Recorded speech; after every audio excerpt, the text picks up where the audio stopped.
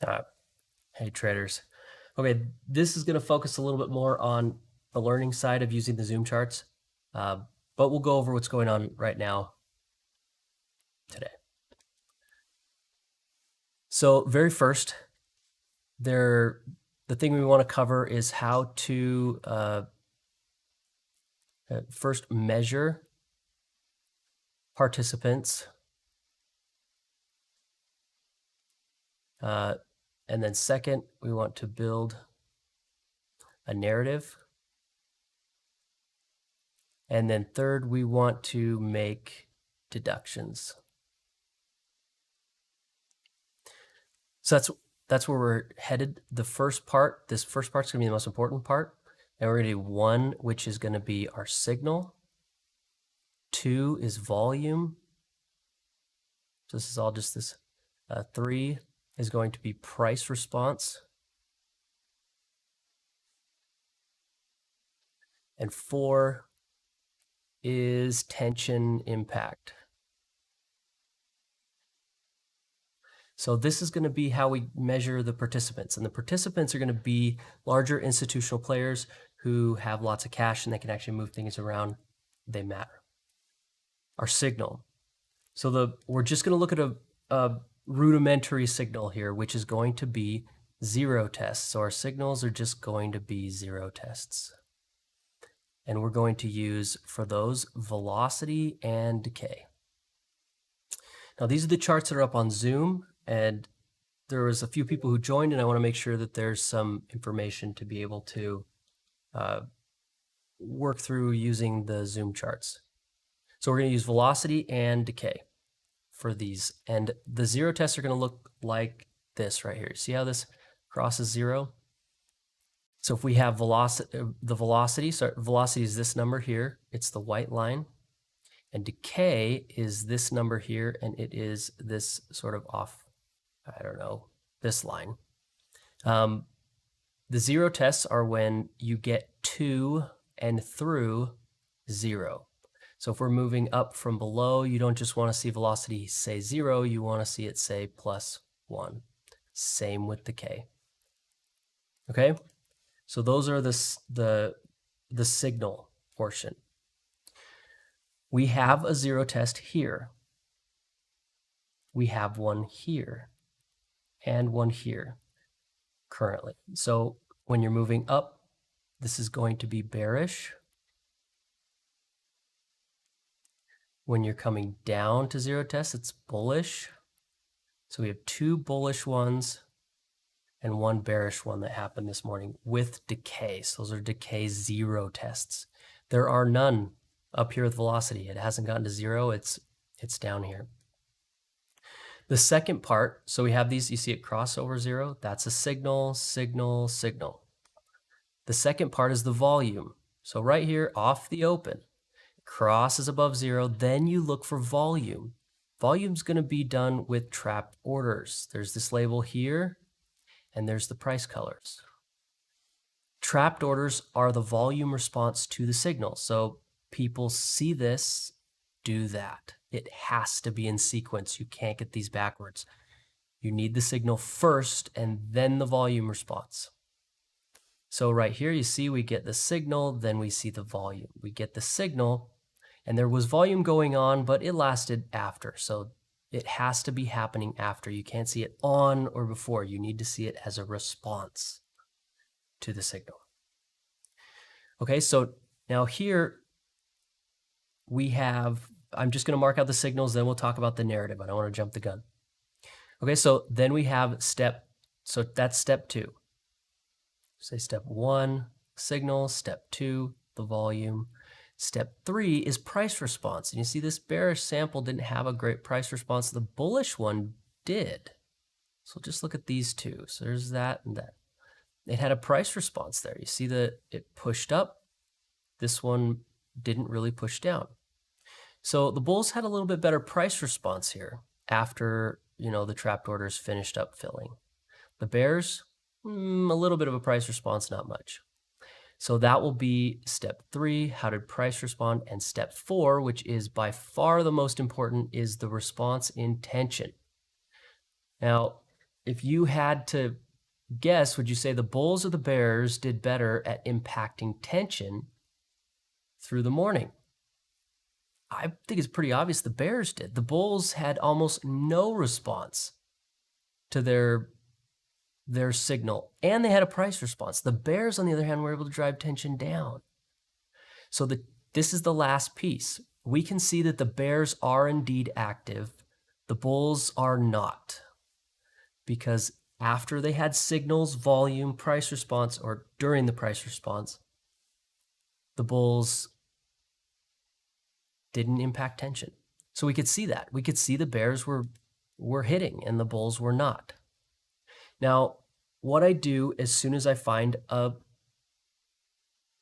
participant, so here's one, I will switch this over, and a lot of times I'll just mark right on the chart where I think that, institutions would, or anyone would probably liquidate. Now I'm going to go with therefore, and then you see this dip down here into the close yesterday. I'm going to say, up here would probably take out the bears, and down here would take out the bulls. I eyeball that every time. You just take a glance at the chart and say, this makes sense. So I'm using this just V-shaped move here and all the highs from yesterday there. Looks good. So then what happens is I think these guys have stops here and these guys have stops here. Basically, that's where I think they'll be wrong. So once you see that these bulls are failing to impact tension, so if you ask me, you'd say, well, what do you think about those bulls? I'd say they failed. You'd say, oh, it moved up. I'd say, I don't care. They didn't impact the market, the broad market. This is an issue, big issue. You can't inject capital into an exchange, New York Stock Exchange, and be a massive hedge fund and have no impact. The bears were clearly injecting the capital, and they were waiting. They were waiting for somebody to play against. There's nobody, you need an opponent. So these bears showed up, impacted tension, waited for their opponent. So now we're getting into the narrative here. And the narrative is just that. The bears succeeded. The bears are doing better. And we knew that about here. You could see that about here. We saw the bears hit, the bulls hit, and the bears are doing better. So we can make some inferences here. You can say, well, the bulls' stops are going to be here, so the bears will likely pump tension down. Okay, so I just used a term, pump tension.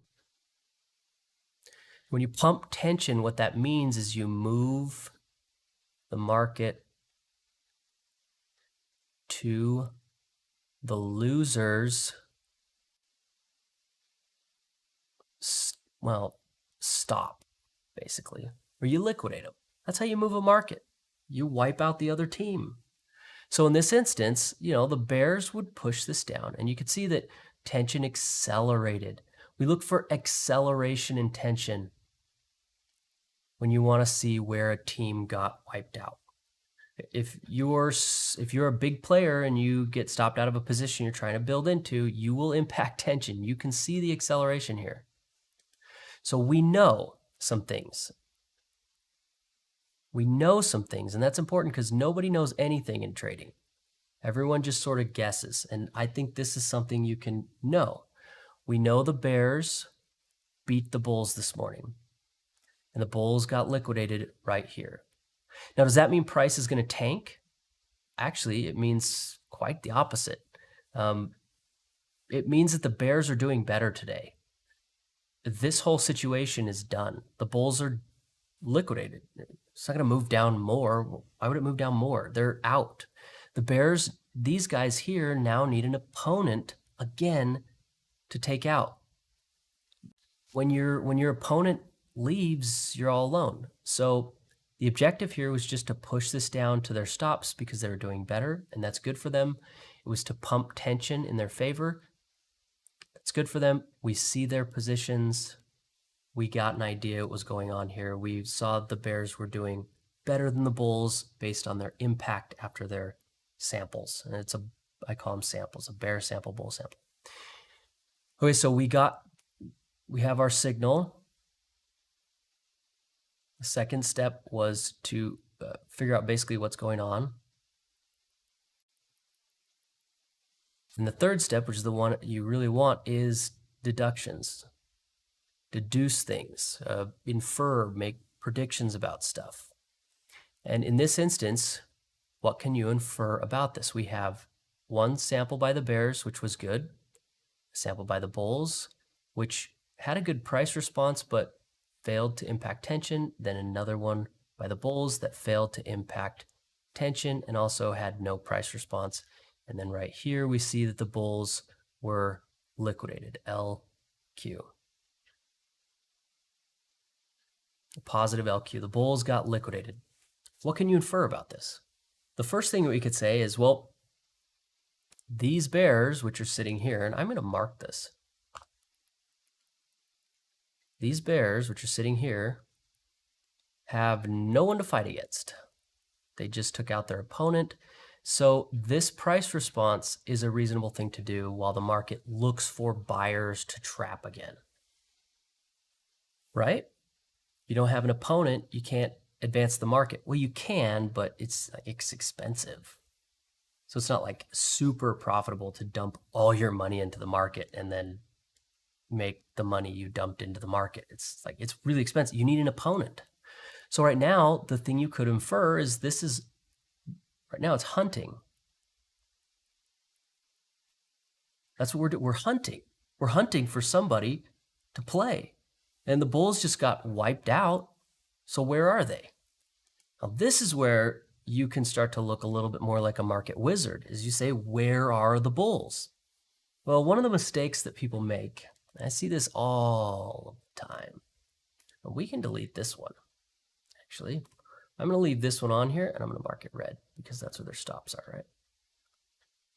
I like that red. Is people think that bulls or bears are at levels. And they're not. Bulls and bears are at conditions. It's one of the fundamental reasons why zones work better than a flat price, because bulls and bears are at conditions. They're like, if we get to some percentage of something or whatever, they participate. It's the reason a trend line sort of works. It's because you have some percentage of something that, now they're at conditions or zones, not specific prices. So looking at decay and velocity, where are the bulls? Well, we can't get a zero test unless we push decay all the way up and then come down. And then right there, we could get a bullish sample. Same with velocity. So we're in a situation here I don't think the bears necessarily like. They have lost their opponent and they need to find someone else to play. And looking at this response out of it, these guys liquidated.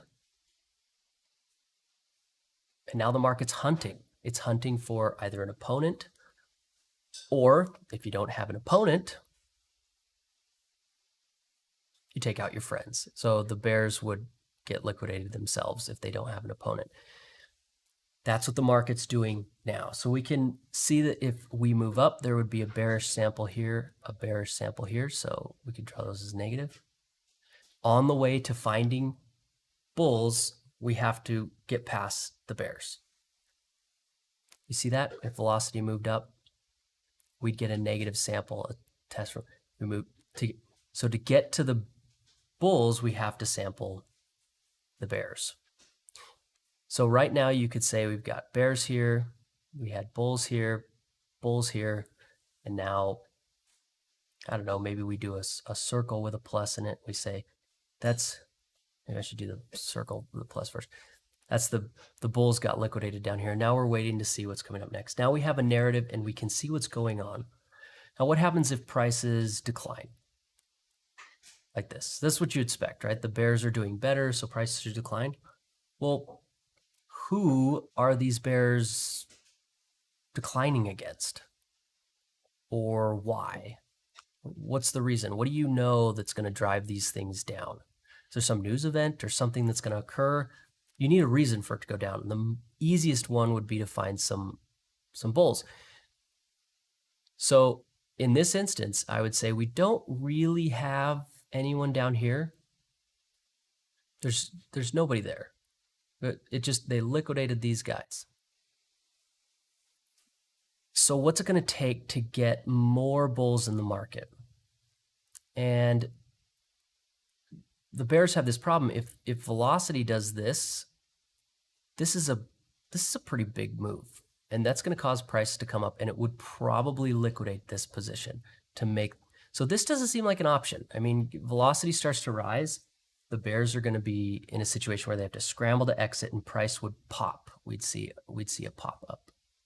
So if this starts rising, you see the advanced decline is at 0. Basically, it's flat. So if we start to see this get to like plus 200, plus 400, that's going to start pulling on the velocity number. And that means this is going to lean up. And even though it's going to get to a bearish sample right there, price is probably going to crater right through their stops. So they're going to scramble probably beforehand, and you'll see it sweep up. And that'll let you know the bears have liquidated the bulls, and then they dumped because they couldn't find an opponent, which shoves things up, and then we end up with these higher prices, velocity leaning up to 0. But that puts the bears in a situation where they could potentially find some more bulls to trap, right? Now, along the way, doing this, and I'm modeling out where the bulls and bears are, again, this would also come up. This goes up, this is going to inevitably come up too, and we could see this give us a bullish sample sooner, but again, bearish sample, and I think if it starts to lean up, this has a really good chance getting through there. The other option that they have is they can use, well, they'd have to draw it out real good, what's called a decay retest. That's going to be where you grab the low previous day or a previous day, a prominent low. And we come down, we get a test on there. Same thing, you look for the trapped orders. Here's your signal. And this would be a bullish thing, like that. And then you look for the trapped orders. And then with the decay retest, the stops are usually much closer. Now what the bears could do is try and use that liquidation to get things to move further down. It might move this. Decay retests are not as intense, but that would afford them maybe a move back down to the lows, a decay retest liquidation, maybe. They're not quite as powerful as liquidating somebody who grabbed up a 0 test. So it looks to me like at best we could get a 0 test that could get them back to the lows. I don't think they could get through. So our downside is maybe here. Our upside is easily through the stops if we start moving up. And I think it makes more sense, maybe we do move a little bit down, and then the bears realize that they can't find an opponent, and this shoots back up. So I think that the bulls are at higher prices. That's what this is saying to me. I think that we should get this up to 0, and this will be the next spot to sample bulls. This will be the next spot to sample bulls. And I put that together because I can see what happened. These bears liquidated the bulls, but then they were done. And because of the situation that they're stuck in, because they're still sitting here at these prices, what are you going to do now? And because they can't figure out where they're going to get some bulls, and even a push down isn't really going to help them that much. The best they got to the low, that's pathetic. So I think it's more likely that this moves up and breaches yesterday's highs to stab those stops. And the way you know those stops are going to hit, you'll see a little acceleration like this on tension. That's going to show you that the stops got hit and these bears dumped right there. So if we see this push up, you see it tag right there, you're going to go, okay, and then you look for tension. Tension will curl a little bit, and you'll say, okay, there were the stops. Just like this acceleration here, when these bulls got liquidated. And you can see the bars usually get a little taller when liquidations happen. They get a little more exciting. I don't think this was part of it. I think it was this right here. You see those taller bars, we have the acceleration. So I think it's more likely that we start to move up. It'll be since these guys are in their position, the question now is how long until you realize that this is a situation you're in. You can see it drift and then something like that. A move down is going to get us to the lows, and that's about it. They'll potentially be able to generate a decay retest, which would probably look something like this, and then it would maybe try and liquidate them, maybe at best there, and then this will create a situation that is a little more complicated, but it would sort of be bullish, and I don't see that being the easiest route for the market to take. So this is what I'm anticipating. Okay, so I built those assumptions on, first we get the signals, which is the participants. Second, we look at what's going on.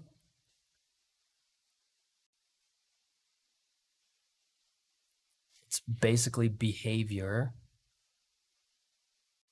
And then third, you make deductions based on what can. Okay, so that's how we get to that point where we can say what's probably going to happen is by going through this. And so right now we can see that, yeah, tension's moving down. Sure, and we know why tension moved down. You know, these guys hit. But does that mean sell? No, you took it out of context. Tension's moving down because these guys hit. It accelerated down because these guys got liquidated. And it's probably just going to kind of keep moving down unless something changes. And what's important about that is once this gets down to zero, I mean, this right here is the time frame for the bears. That's how long they have to try and do something before the condition changes. I'm not going to talk so much about this right now, just the signals. We're going to do signal, get an idea of what's happening, see if you can make a deduction about what's coming up next. And then the next thing is to see if you're right. This whole philosophy has to do with expectations. You have got to be able to build expectations that are at least, maybe not equal to, but at least somewhat similar to reality. So you can't run around and make expectations that constantly don't line up with anything going on. That just, you can't do that. If you do, what's happening is you're probably relying on statistics. If I can spell it, you know what I mean, stats. You're saying, I have like a 80% chance, and therefore this relationship doesn't matter. So you have some stat that's overriding this like common sense thing that you need to build expectations that meet reality. If you're doing that, be careful, because statistics have this way of, being built on logic that the market can easily, well, not easily, but it tends to just work its way through until it destroys it. So that's where we are right now. Overall, if you were to ask me, what do you think is going on in the market right now? I would say the bulls failed, but the bears are struggling to find somebody to go up against. And that's what I would say about that. And hopefully you can understand how I got to that conclusion. Now, your goal is to go through the market every day and find the participants. You'd want to say we had this. You want to know where they are, and then say what happened to them. These guys got liquidated. These guys sat a minute, and then start to see a reoccurring behavior. In bullish markets, we tend to see complex bullish positions show up, and we tend to see bears make really stupid choices, like doubling down and stuff like that. In bearish markets, we tend to see bulls just constantly getting signals, the bears getting one really crappy signal that they all just pile into. But if you look at the overall, you start to see themes, you start to see what's going on, and then you can make predictions about where stuff's going to happen, when it's going to happen, why it's going to happen. That's the whole the whole thing. It's not necessarily to find a signal, a buy or sell signal. This is to help you say, I see what's going on here. Okay, so right here, you see this moving down. So if in my head, I'm thinking, well, I think the bears might be trying to get us down and hit this low here, give us that decay retest. At that retest, you'd see decay push down and hit that low. We get trapped orders show up, so green bars. And then once that's finished, you want to see a price response out of it. Oh, the decay retest, or a risk reduction, so other name I call it. But decay retest is probably fine for most people. You also want to see these new lows, new extremes. So this is the new extremes. This is looking at new highs and lows throughout the market. You can look at where the new highs and lows are coming from. Doesn't really matter. All that matters is that new highs breed new highs, new lows breed new lows. And so when you have a decay retest, it tends to be that this is important. So you want to see trapped orders, and you want to see at least one bar of new highs or something like that come in, because you need the exchange to move with you. So you want to see some new highs with a decay retest. So you get the signal, you get the volume, you want to see a little bit of new highs, and then you want to see price also respond some there. And then you mark out just below, not super far. If there was a decay retest right there, I'd put the stops right there. And that's a decay retest. Decay retest can be liquidated, but they tend to have a high propensity to V. So if you're going to come down, get a decay retest here, and then liquidate them, they have a really high propensity to bounce after getting liquidated. It's just really common. They do work a lot too, but if the bears are looking for some, like in this condition, the bears are looking for somebody to tackle, well, there they are. And then they would shove it down, but then they would find out that these decay retests are not as easy to take out as they look because of the way they work. Okay, so we've covered all that. I hope this has a nice, clear picture to it. The last tool on here is the VoltiWap. This is a highly nuanced tool, but if you watch it for a while, I think you find that this is just does such a good job of modeling the market. The basic thing I use it for is impulse and counter response. Impulse, counter response. And markets tend to be built on this whole play back and forth during the day. So here would be impulse, counter response, which found some volume. And then we had an impulse, this moved, and then a counter response. And it's back and forth, and it's something I constantly am watching throughout the day. Here's our impulse, then a counter response, but really, interesting. Impulse, counter, which led to an impulse, counter, which led to an impulse, and there was our counter response. And so it just helps you kind of see whether we're in an impulse phase or a counter response phase. It has a pretty sweet moving average on it that I really like. I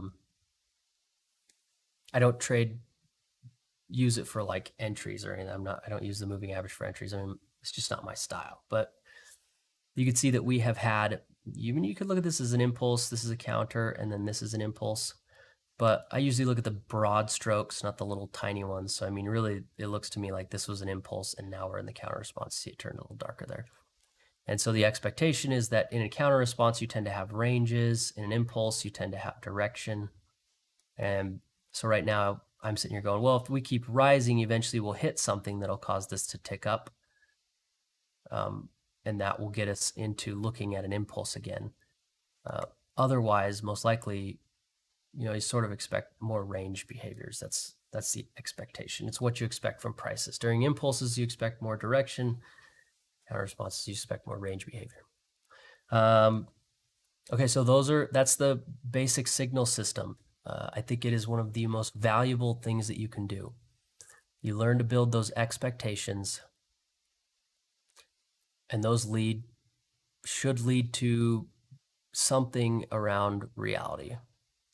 And once you can marry these together, where you can consistently be able to say, here's what I think is going to happen, and you get pricing and market events that match your expectations, then you can start to actually be a participant in the market instead of a fly on the wall, or not even the fly on the wall. I don't know. If you can't build expectations about something, you're not actually a member of the group. You get it. You're not in the in group, you're in the out group. So once you can say, well, here's what's going on. I want to play here too. I want to take advantage of the bulls, or I want to wipe out the bears. I'm going to take out these people. You can start to play with the team, and then you're a member of the group. Otherwise, I think when you're just signal trading, you're looking for a signal off of an indicator that you fiddled with the length input or something. If you're fiddling with the length, it's a 12, no, 20, no, 100, no, 150. No, if you're doing this, you are not a member of the group. You are a product to be bundled up and sold as liquidity. Fiddling with lengths or sensitivity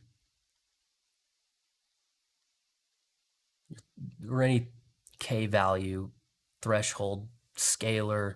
If you're doing this, you're not tracking what's going on in the market. What you're doing is you're bundling yourself up to become liquidity. You're creating a repetitive behavior that can be measured and sold as liquidity to the market. Repetitive behaviors are things that are functional. They're based on functions, function of X. So if the market can figure out you're trading a moving average that moves like this, they know where you'll trade, and they can take that and sell it to a hedge fund for money. It's very low risk to do that, very low risk. So try to avoid those types of behaviors if you're not tracking what's going on in the market. You don't have a narrative, you don't have an expectation, you're just being bundled up as liquidity. So you want your trading models to fit within the scope of some understanding of market behaviors and expectations. Then they'll start to work really well. So hopefully this helps you guys to get your foot in the door with Zoom. If you're just starting out, those of you who are not just starting out, I've given you my thoughts about what I think is probably going to happen over the next little while here with the market. Maybe one last tidbit. The thing to pay attention to here is this. This is T-1. This is the countdown. This is how long the bears have to get all set up. If they can't do something that causes tension to go all the way under zero and tackle daily tension, then this is just T-1 till bulls come in again. So these bears have a limited amount of time to act. This is the elastic phase, where we have the dominant party has stepped aside. These guys stepped aside, and they're allowing the bears to drive this down. That's beneficial for everyone. It gives better tension, because we got kind of high here. You know, it was like 60%. Yeah, that's kind of high, and it's a negative 60 because it's a downside force. So it started to be hot. The bulls are like, oh, pushing up, it's starting to get really expensive. So having the bears pull this down, make it a little cooler, it's easier for the bulls. Letting them take price down gives good prices for when they want to pick it up. It's bears win, bulls win. Elasticity is a win-win. It's difficult because you need to wait for the moment when the bulls stepped aside. But that's where we are. We're in an elastic phase. So we are in a time crunch. These bears have a window, and they're going to run into troubles. You know, daily tension's been over zero. We're going to have a zero test there, and I don't see why the bulls wouldn't act. We got a whole group of people just unhappily stuck right here. So I think the bulls are going to be very motivated to participate. They're not going to want tension dropping to the bear side. So this is their time frame. The bulls are probably going to want to come in and pick this up. What can these bears accomplish? And currently, it looks to me like the bears are having a hard time getting traction. Oh, you've seen. Okay, so here comes. So what you're going to want to watch is this here. As these retests, look for the trapped orders. So the green ones are, green is sell orders because you want to buy against sellers. Red is buyers, buy against.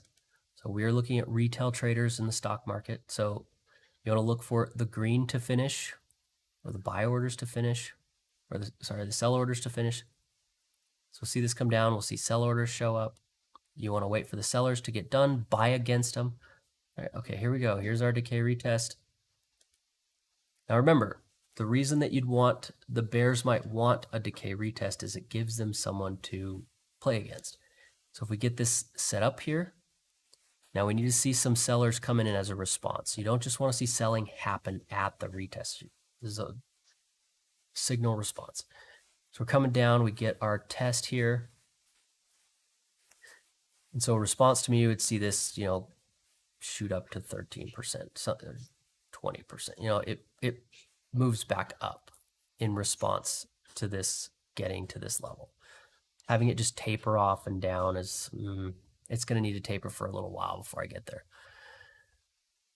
Then we want to look for what I call the wide short.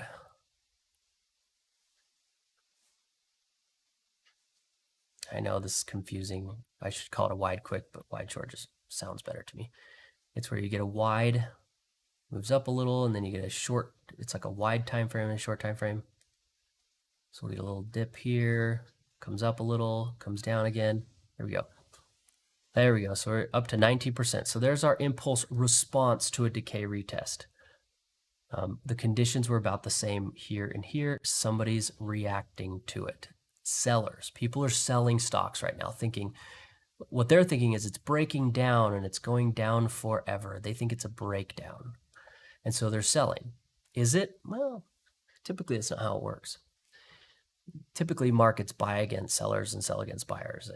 Levels are things that the buyers and sellers made up to participate. So right here we got our decay retest. Now we're going to watch for these sell orders to slow down. We want to see them get down to almost being finished, 17%. Let's go down over time. All right, here we have a couple of new highs popping up right here after that decay retest. So that shows us, look at all this. Woo! That the stocks kind of lurched forward a little bit. We saw a bunch of stocks kind of, I always imagine this like lurch, and you can see that right there. They lurched right after that signal. You see that? Now you see there we go. Sell orders are down to 3%. So if you're sitting here going, oh, decay retest, this is a signal. This is worth money to me. If I pop in here, I get $50 or something, or $100, or quit being so narrow. That's not how this works. We're seeing a decay retest show up in a situation where these bears need somebody to fight against. Could this pop up? Yeah. Is this the time when the bulls are going to come in here and just blast their way through the top?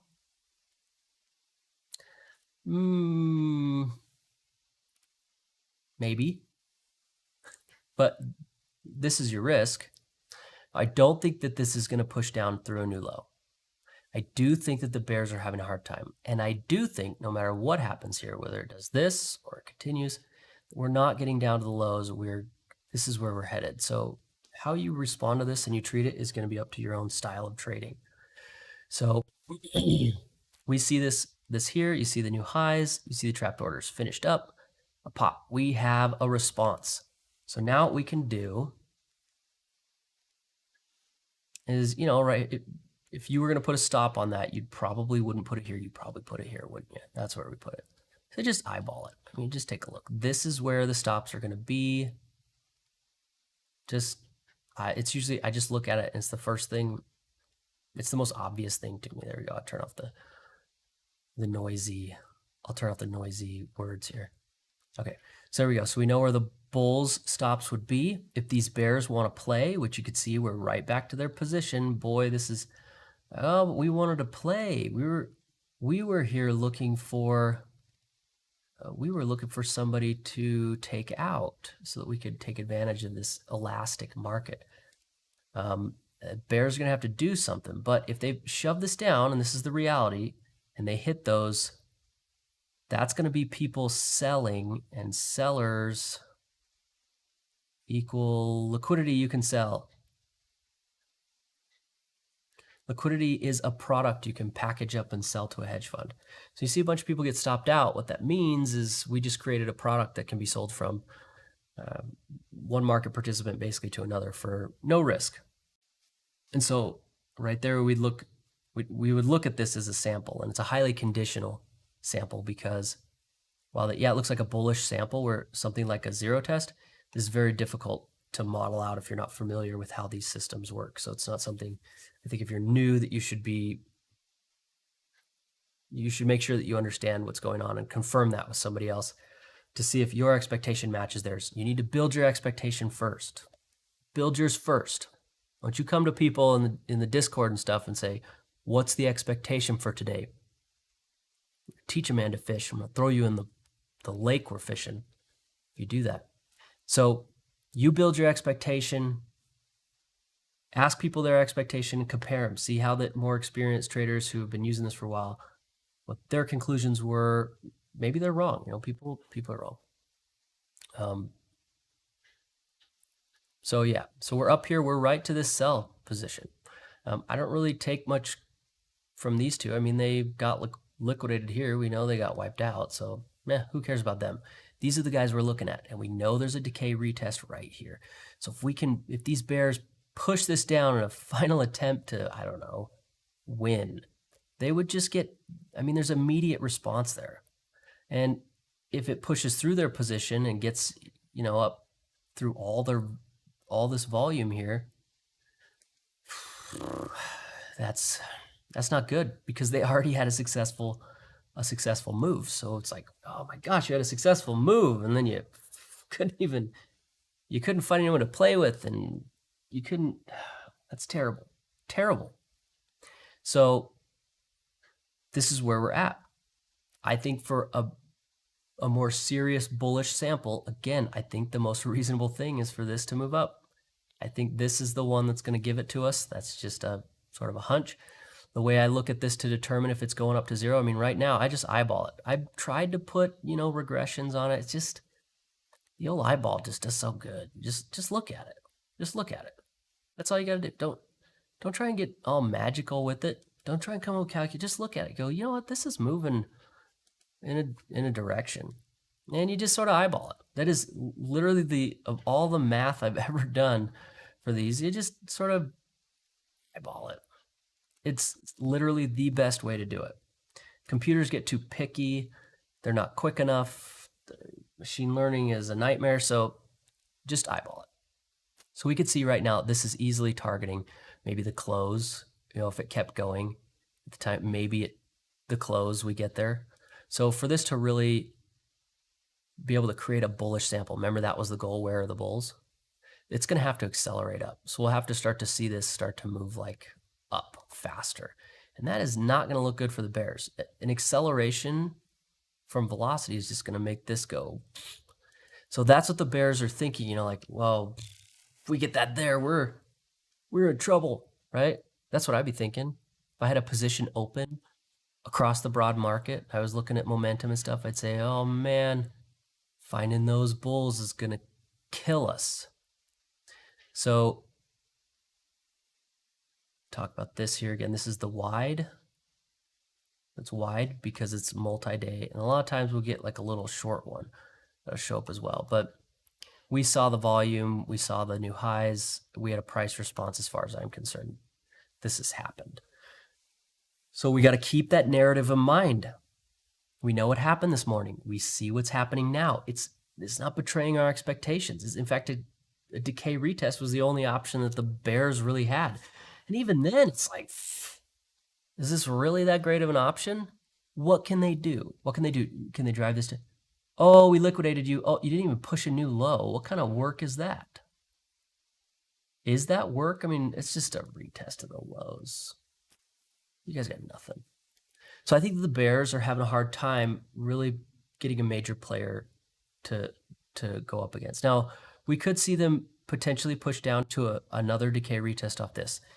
And that would be stair-stepping it down. It's very difficult to trade stair steps. And a stair step, while yes, a stair step does look like, this kind of market. What a stair step looks like to me is you have a situation where you have something that's it's a confirm. And that confirmation lasts but does no work. And by work, I mean if you were to trade that, you didn't really make anything. Like it didn't go far enough for you to really even put maybe a break even on it. And then we move to the next confirm. And that doesn't really work. It's like didn't really go far enough. And the next one, and so you end up with this confirmation cycle. It causes us, it may not look like this in price, but boy, howdy, emotionally, it feels like stairs. You're like, I was good, it didn't work, and then it's like it constantly is confirming the right. So that's what stair stepping can look like. We would get a decay retest here. We have another one that could happen here. So we could see this all play out just like we want, and then just the bears decide to run an algo. And they have that right at any time. So you just need to be aware of it. And they could push the market down, get that further thing. We could see price come down to, I don't know, maybe here, maybe test this situation from yesterday. But at that point, having two major, I think, daily lows tested, I don't know if the bears have, looking at tension, this is where I'm getting this. I don't know if the bears have any more in them. They'll be out of time. They'll have used up a whole bunch of the range that they have to act in. That would be the best I could see, right about there. And then if they were to continue and close this gap here, I would just call them gappers, because gappers show up. I don't know. Gappers don't use their brains. They just show up and say, there's a gap. Let's go. They're like the Wall Street bet guys. They just go. They don't ask. They just go. They just do what they're told. Okay, so that's the premises for us to move down. We do have a couple of things that could happen. I want to model it out. That's what I'm doing. I'm modeling out the downside. I need to know my risk. So potentially here, there's a big old gap. So let's see, we could have a gap. We could close. I'm going to call this an EB for expansion bar, because an expansion right there that I think is open could get tested. And those could get supported by a potential push or a stair step down. So you see that? And maybe does something, then we move down and we get a test here, and this could line up with these two as well. So that's how that would work if we move down. All of this is interesting. It's cost for bears. Pushing down is not going to cost the bulls. It's just, that's just expensive for the bears. The bears are going to have to come in, and they're going to have to take all their hard money, and they're going to have to feed it into the market. And so the question is, if you have to tie up a bunch of your cash, say you have $100 and you have to put in $75 at risk, because at any time the other side could just choose to blow you out of the water for no reason. I mean, this is all trust here. $75 down in order to turn your 100 into 110.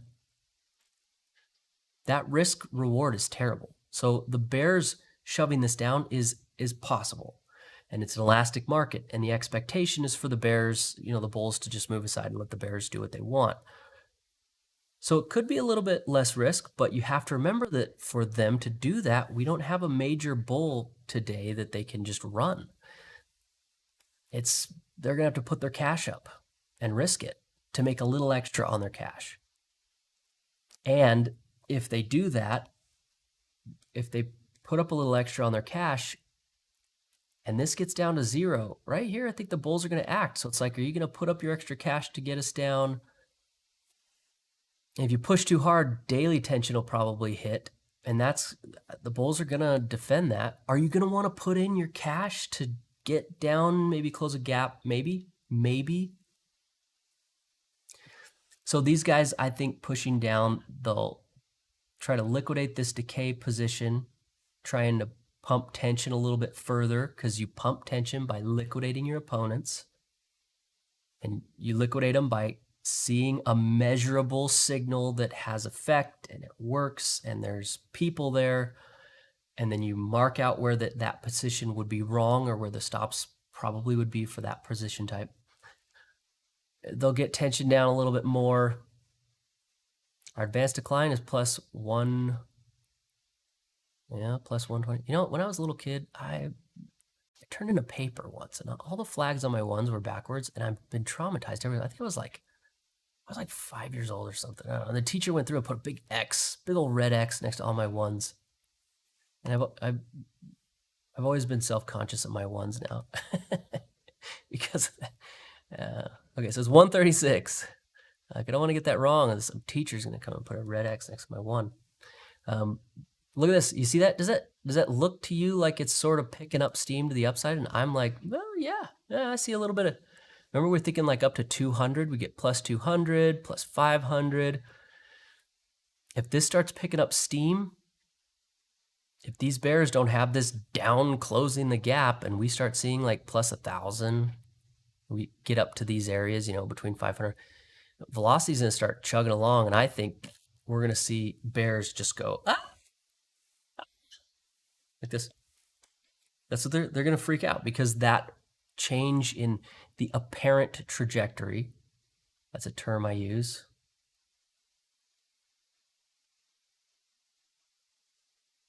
Apparent trajectory, which is where you just eyeball the regression. We can eyeball it here. It looks like we're getting a new one showing up. That apparent trajectory gets scary because this starts moving. It's going to do what I call a lean. And a lean is a really big concept in this model that you should be familiar with. It's not important for the fundamentals, like modeling out where people are and stuff, but a lean is where the most likely thing to happen is for something to move to zero. And you can do both. So it's going to lean, in this case, up.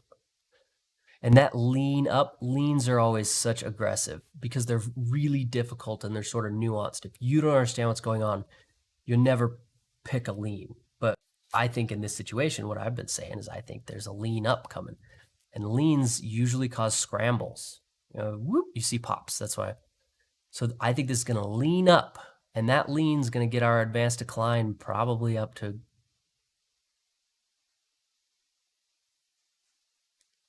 I'm going to say 1,000. I think a lean up, especially if we're going to go at this speed, we could be looking at up near about 1,000, 800, 1,000, 800, 1,000. Yeah. I think that's what would happen. And that kind of change in the advanced decline, price is going to go, oh. So keep your eye here on tension. Tension's going to let us know if these guys start scrambling and stuff. We'll see it slow.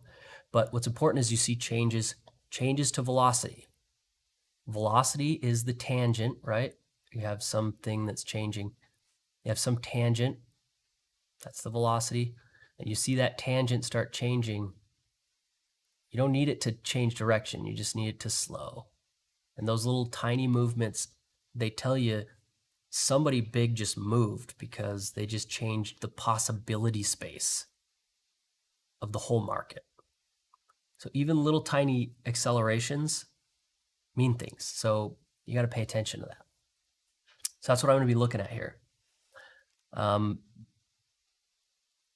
So the bears, with all their potential that they could maybe close a gap, maybe get an EB, the real question is who? Who are you going to crush? Who's your opponent? Who's the bad guy here? That's the big thing. Who's the bad guy? Who's going to lose money to you? Right now we have this decay retest. Granted, it is a little high.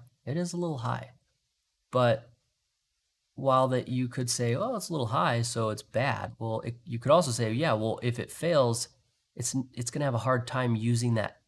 I mean, look at this one. When we liquidated, we got a couple points maybe down, maybe, like 4 points.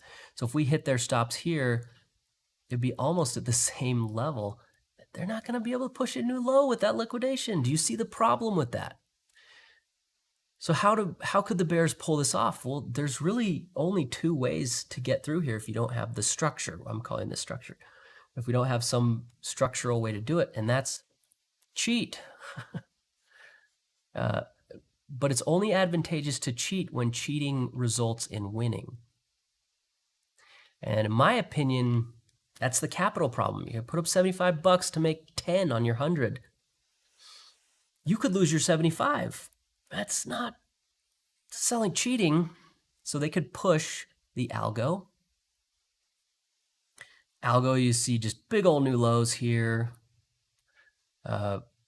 We would see advanced decline sweep.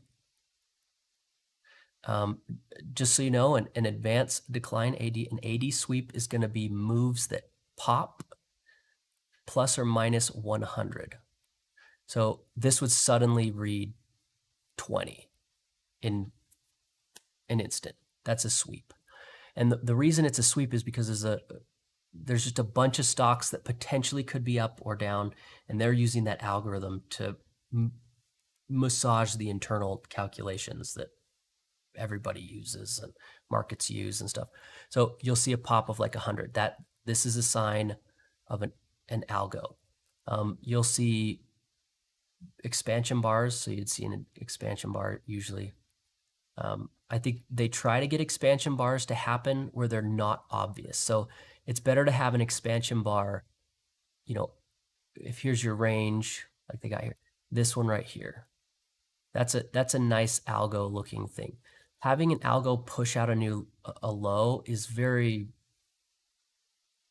ominous, and everybody can tell. It's like, whoa, they know it was an algo. They know that you injected capital, and it has a lot of reversal potential. You don't want to use algos at obvious big levels. It's stupid because it exposes your capital to counterparties, other people who have capital.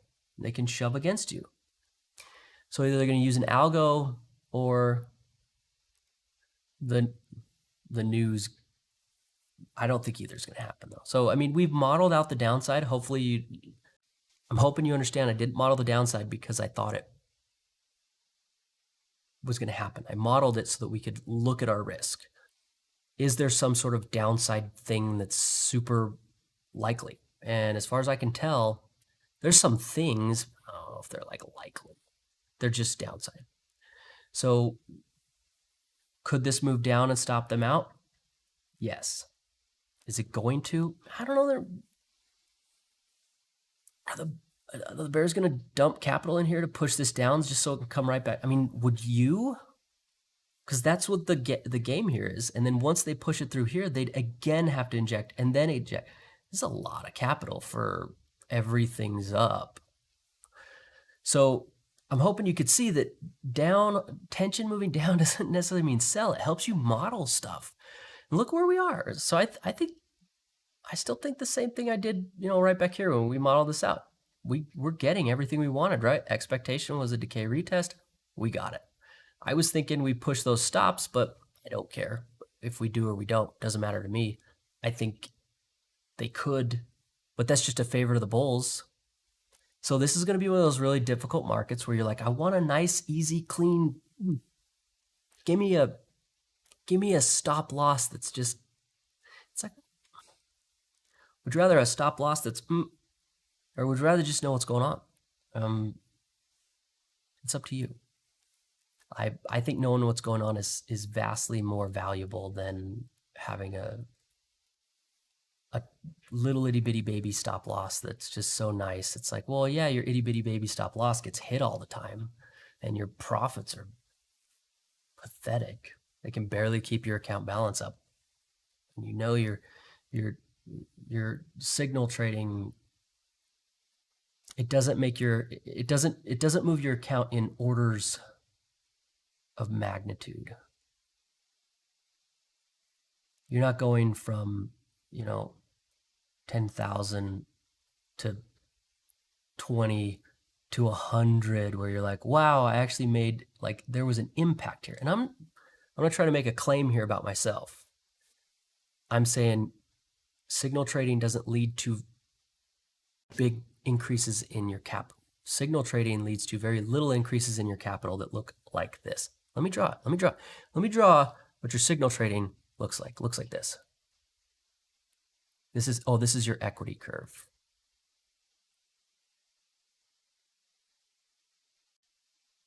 And there's a really good reason for it. It's because this is the phase where that you were functional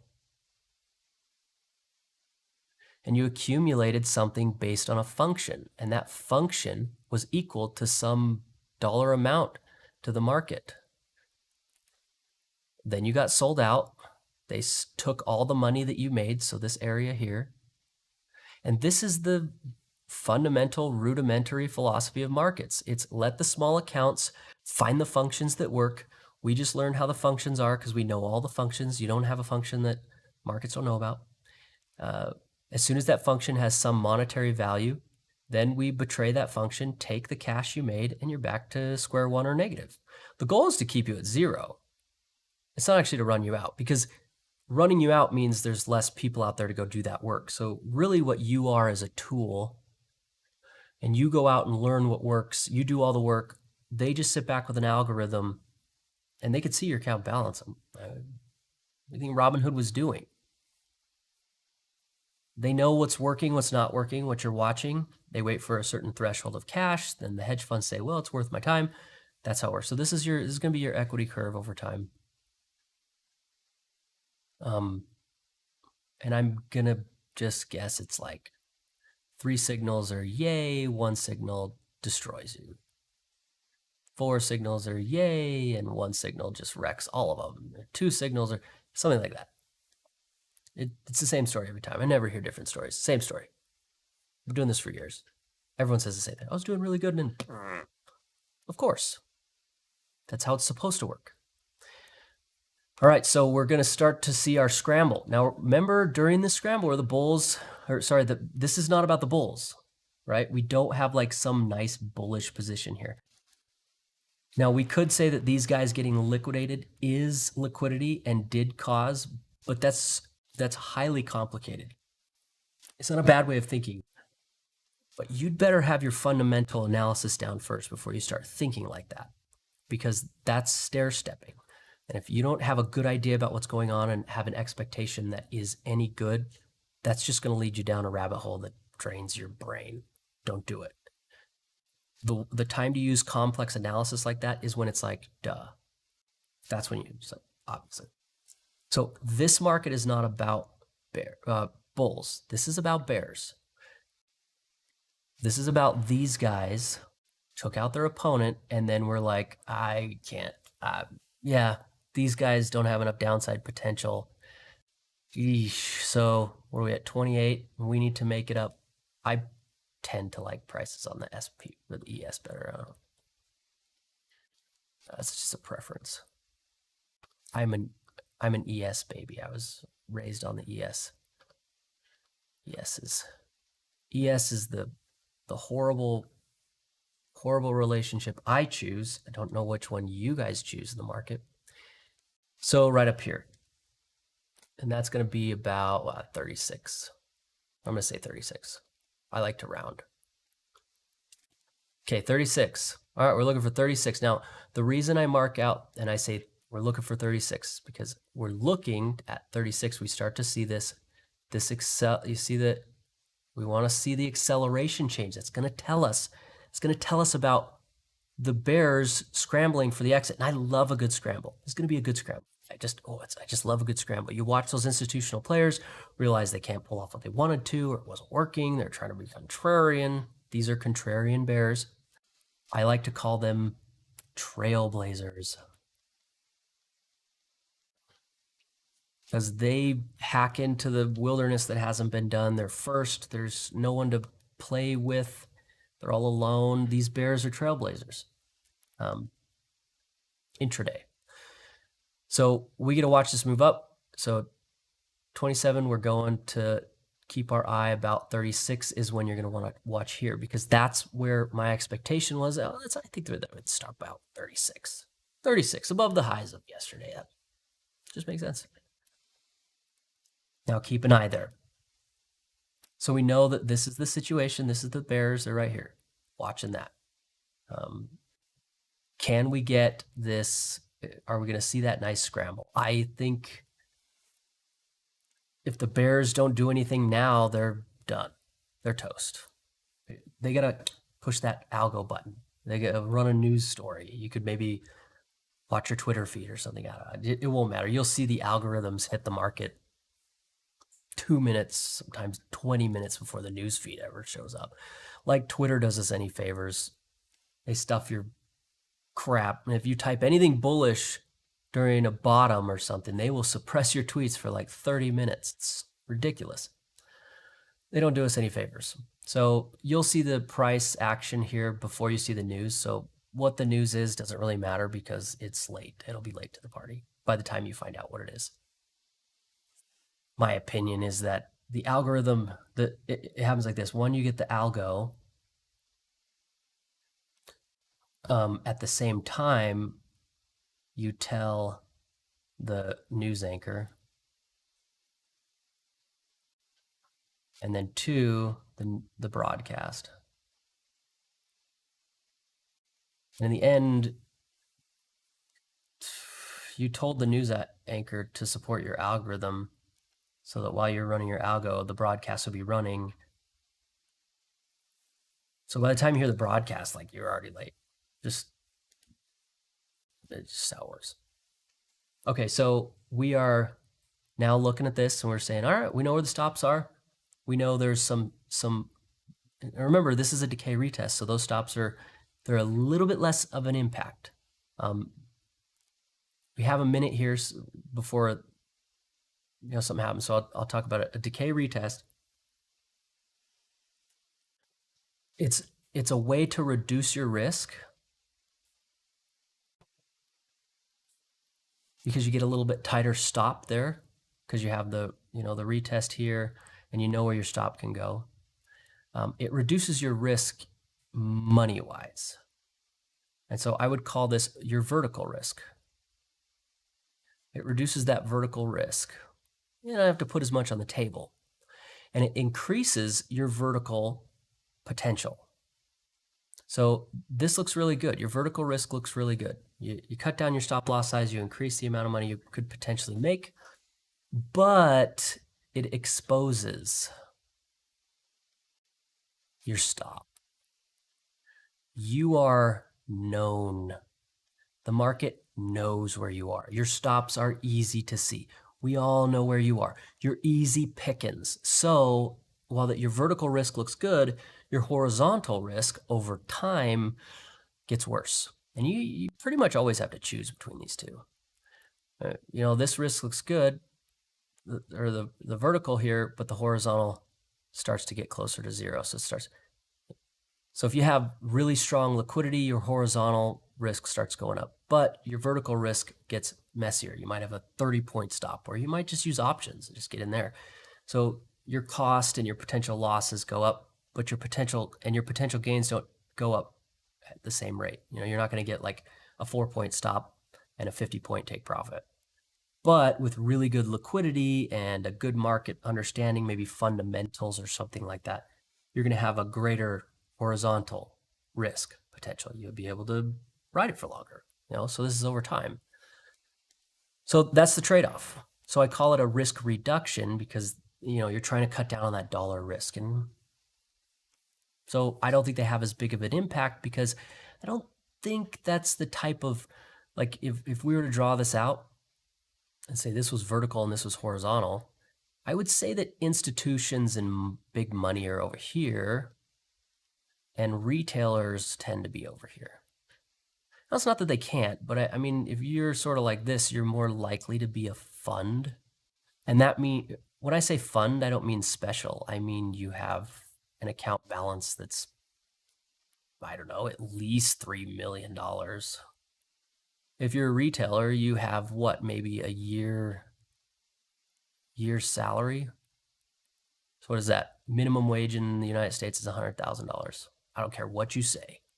If you don't make $100,000 a year, you're not living the American dream. You're checking your bank account every 5 minutes to make sure you don't have to pay overdraft fees or something. So it's about $100,000. You better have a $100,000 account. If you're a useful retailer, if you have $5,000, they don't even call your account. They call your account a debit account because you deposited cash into the brokerage and it's never leaving. They'll call the larger ones credit accounts. So anyway, it tends to be hedge funds want more horizontal. They'll think more in options and stuff. They take more time. Retailers tend to be more interested in the vertical. So, and occasionally the hedge funds will move over to vertical risk. Totally fine. Totally fine. They can do whatever they want. All right, so we're still sitting here about 28. Again, we're looking for 36. This right here is just pressuring these guys. That's what's going on. They're getting pressured. Think about what it feels like when you're in a position. That position is just really, it's going just so great. And then inch by inch, you're now, your money's gone.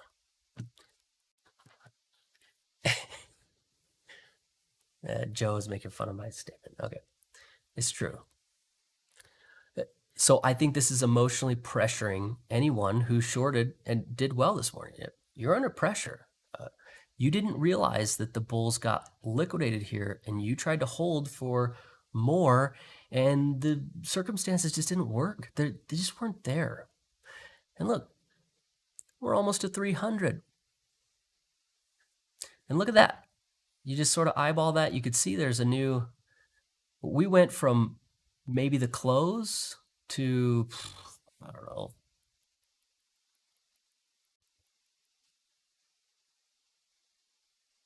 12:30 Eastern time. That's like a half hour. So you see how that changed? You just eyeball that and now you're going, oh, well, this is starting to, well, that's not so far out. 12:30 is not so far out. The close was, but now it's not. So that shift in that apparent trajectory is giving you all the information you need.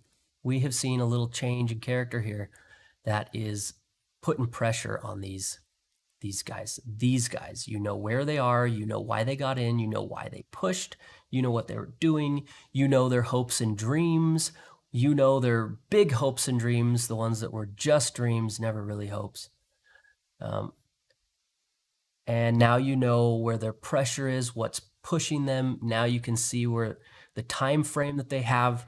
You can also see why. Hopefully you could see why this is pushing up because we needed to find bulls. I mean, the bears are they need bulls. So you could see we've motivated this. We understand why this curve going up like that is pressure to the bears. It's not just because it's moving up. It's because it's got a ways to go to find those bulls, and it's putting a lot of heat on them. Yeah, even though the bears say, well, you know, we're still in an elastic market. Sure, you know, we still gotta look at that. Oh, we're starting to see a little bit of this. These guys are, you see that acceleration right there? Well, I'll tell you how I'm treating that. I'm looking at that thinking, scramble. These guys are going crap. Pen some orders, right? Pen some orders. And they're not really wanting to hold on anymore. And that acceleration right there is showing us that. This isn't, you know, there are likely bulls who are here. Most likely, though, there are bulls holding positions from a long time ago who are just in a hold. They're sitting there going, you don't have the structure to get this pulled off. Forget you guys. And they just have to sit.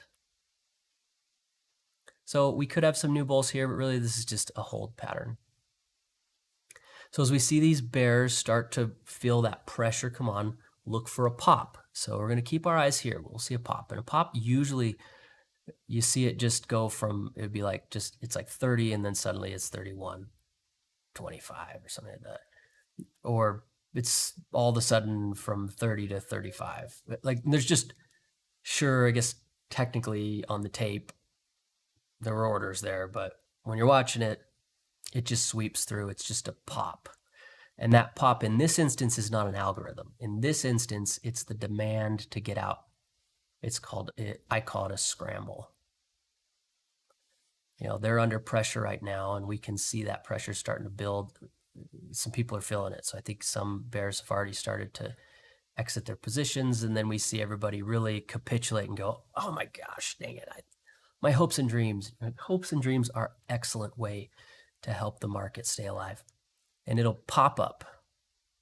And we get to that spot, we'll look for that curl, and we'll say, hey, guess what?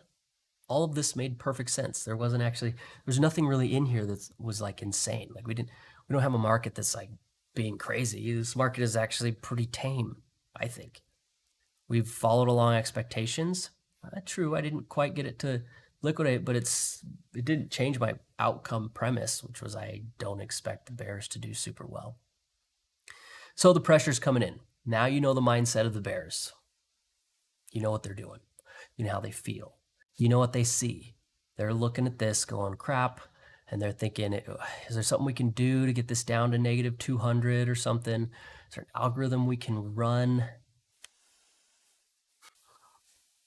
That's what I'd be. Their chart flipping goes up. So you see that a lot. You see all of a sudden they're click, click, click, click, click. They're flipping through charts. They start posting on Twitter about how right they are. It's like the best one. So right in this moment, go check your favorite bearish perma bears. They're just the best. Go look at them, because right now the bears are getting screwed. Their pressure is tightening. We're seeing some of them evacuate. The bears are going to get on Twitter and be like, this is so bearish, or this is cheating. It's not cheating. Like, we've been watching this. It's just you're under pressure, and since you can't make money, you're trying to get social credibility or I don't know, something. It doesn't work. It doesn't work. So they're going to be posting. You go check that. At some point in here, something should show up on the headlines, like a news event or something. And I think overall the market's bullish. So I'm not sure that the news would really be on the side of the bears right now. I think the bears were given it's an elastic market. So it was like, we will let you drive this if we feel like it. And it didn't work. So they're getting pressured right now. So I don't think there's any reason to believe that the news would come in and say, bearish. I have a hard time. So if anything, I think a news algorithm would pop the market up. And it's very typical in a situation. This happens a lot. We see this, let's say we see this pop up and it's a good plus 5 points. The very next thing is that you have all the mainstream news clamor for credit. It's a credit crunch. They all want the credit for the 5 points. Just like how Trump used to love driving the market around. I think he would just sit around and look at the market. He'd just pull up a chart and tweet. And if it moved the market, he just was like filled with joy. And I think they do that too, but they'll do it the other way, where they wait for the market to move. And then if it moves, they come out and say, you heard it here. We drove the market up.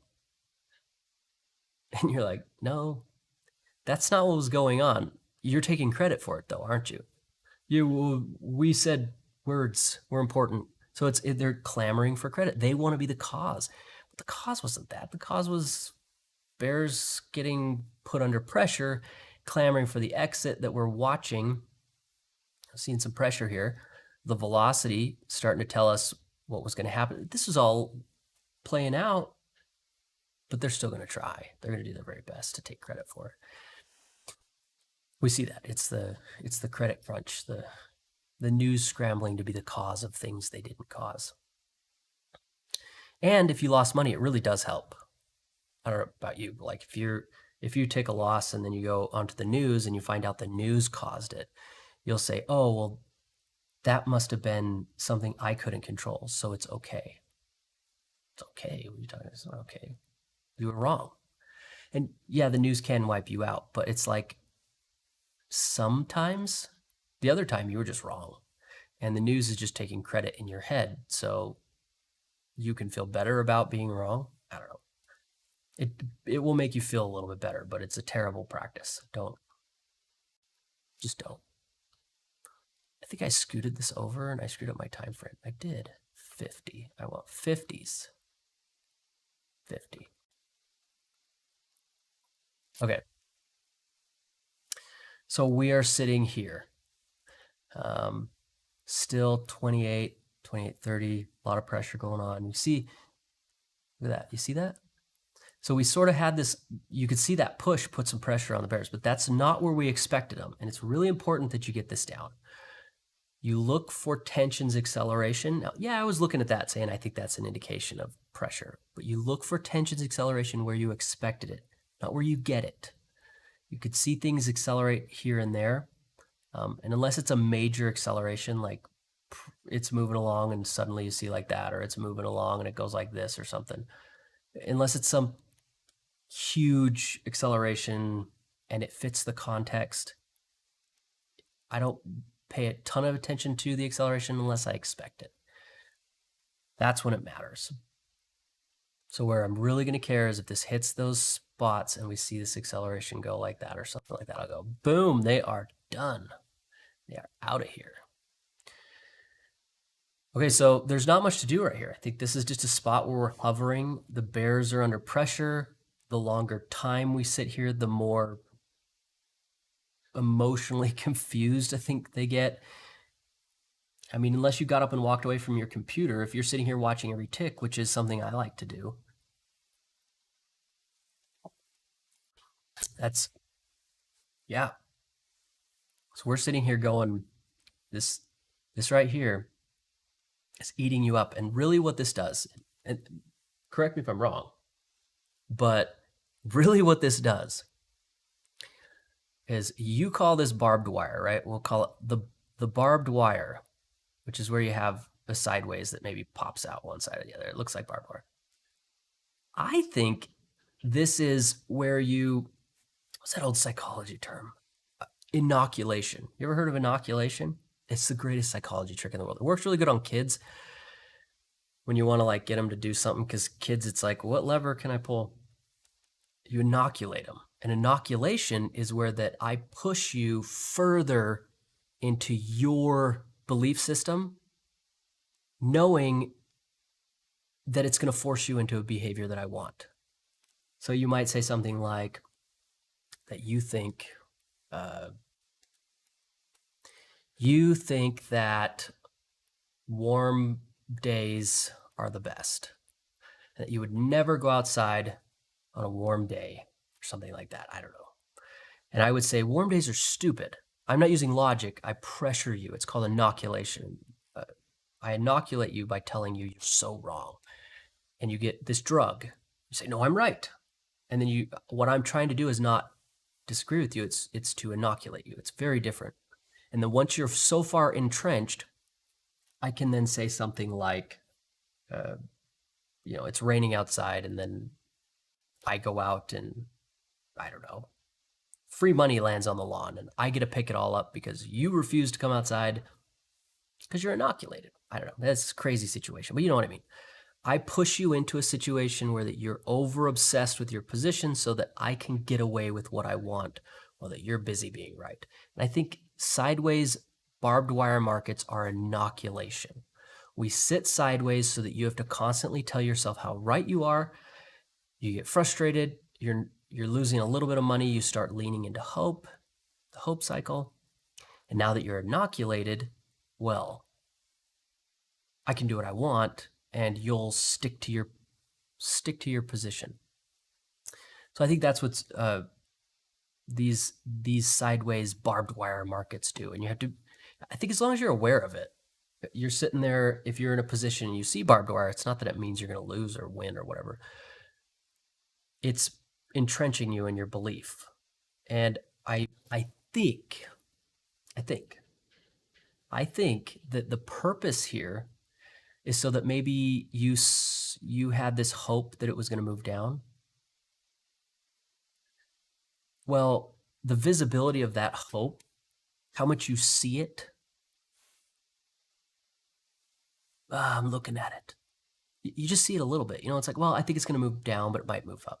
Well, if we inoculate you, you have to defend your hope. You have to defend it. And so it moves from like a vague desire that would be nice to a belief system. And the conversion into belief systems can be dangerous if you're not careful. And in this situation, being inoculated into a belief system is a horrible idea. And so I think that's the goal here. Just hold them sideways for a little while, and then they start questioning their hopes. They defend it, they look at it, they see it, it becomes real, they believe in it. And that belief system really helps things move. That's what I think inoculation can do to people. Now, another thing that inoculation can do, just since we're on the subject, is it can get you to see profit targets. Now, profit target to me is not the place where you take profit. A profit target is it's an idol. Making $2,000 on a trade is the godliest thing you could do. It puts me above society. So when you get inoculated, you tend to see profit targets, and they're typically like really far away, way bigger, way bigger than your typical profit target. It's one of the ways you know you're looking at a profit target. You say, well, usually I make on a good trade I make 5 points, or maybe on a good trade I make 10 points. And then suddenly you're looking at a 75-point profit target. And it's definitely going to happen. Well, ask yourself, is this profit target one, like, is this a typical profit target for my strategy, for the way I trade? And if it's significantly bigger, you really should be careful that you are looking at a profit target, or you have been inoculated. These people are moving their targets from, yeah, we could get it down to the lows if we liquidate, to, yeah, we could get this to, I don't know, SPY to 290. And it's like, why are you, what? And they do that. And I've seen people do this, and be careful if your profit target is enormous. And let me show you how you draw those profit targets. You find things like gaps. So you have obvious levels. These obvious levels, sure, do they work? Sure, but the downside to them is you stare at them. This is where you get screwed. You're constantly staring at these huge, obvious profit targets, and they're so glorious that you can't think about anything else. Then you use percentages, usually like fib extensions. And for whatever reason, you're like, well, it's going to move 100% and 200% here. I'm going to put my take profit at the 200% just in case, I'll make a decision when we get there. And even if it moves here, you leave it. You leave it and it reverses back up and you lose anyway. So you get things like some statistical thing, and it's like, here's my range, it moved up and it hit the 100%. It's like it was moving up. It hit everything. Shush your mouth. So you got to be careful that you're not staring at profit targets. What you should stare at is a narrative. You should be staring at this position. You should be staring at the stops.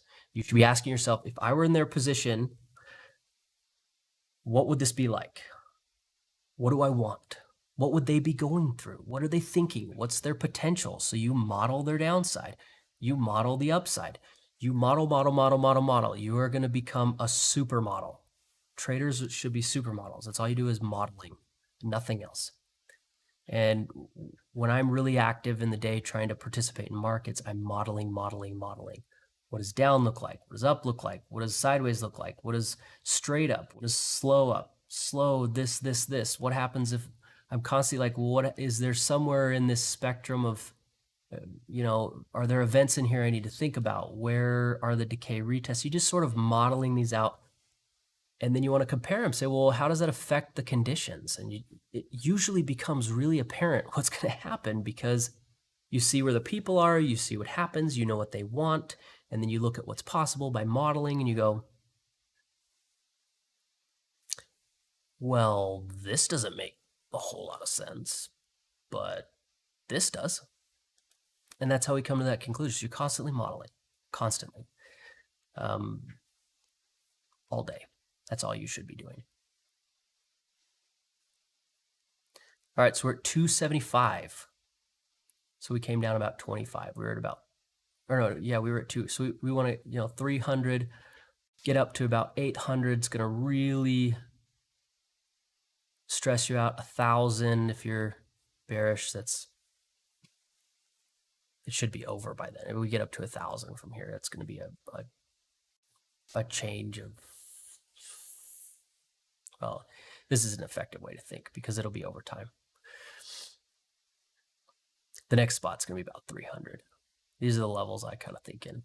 And then 1,200, 1,800, 2,000, and 2,300. These are in my head, after dealing with the advanced decline forever, I don't think about any other spots.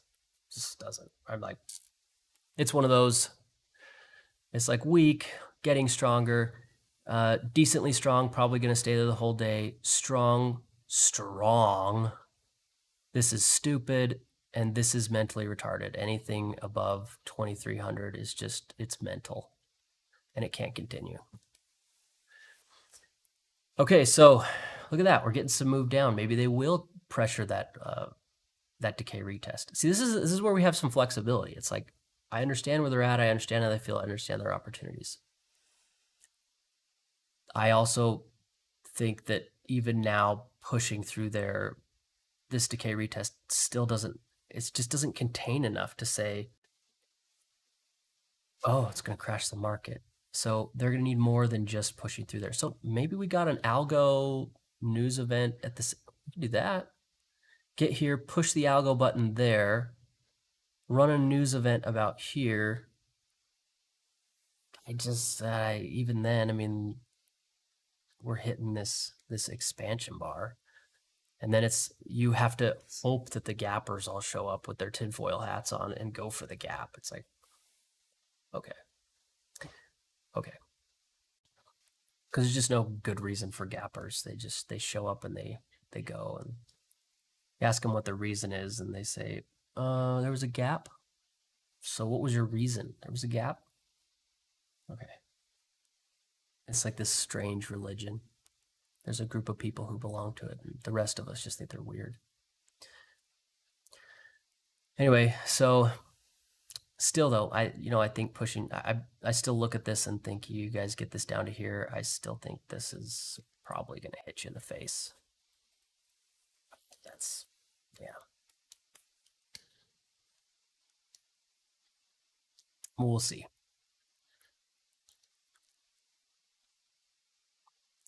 You can see, we whittled off about this much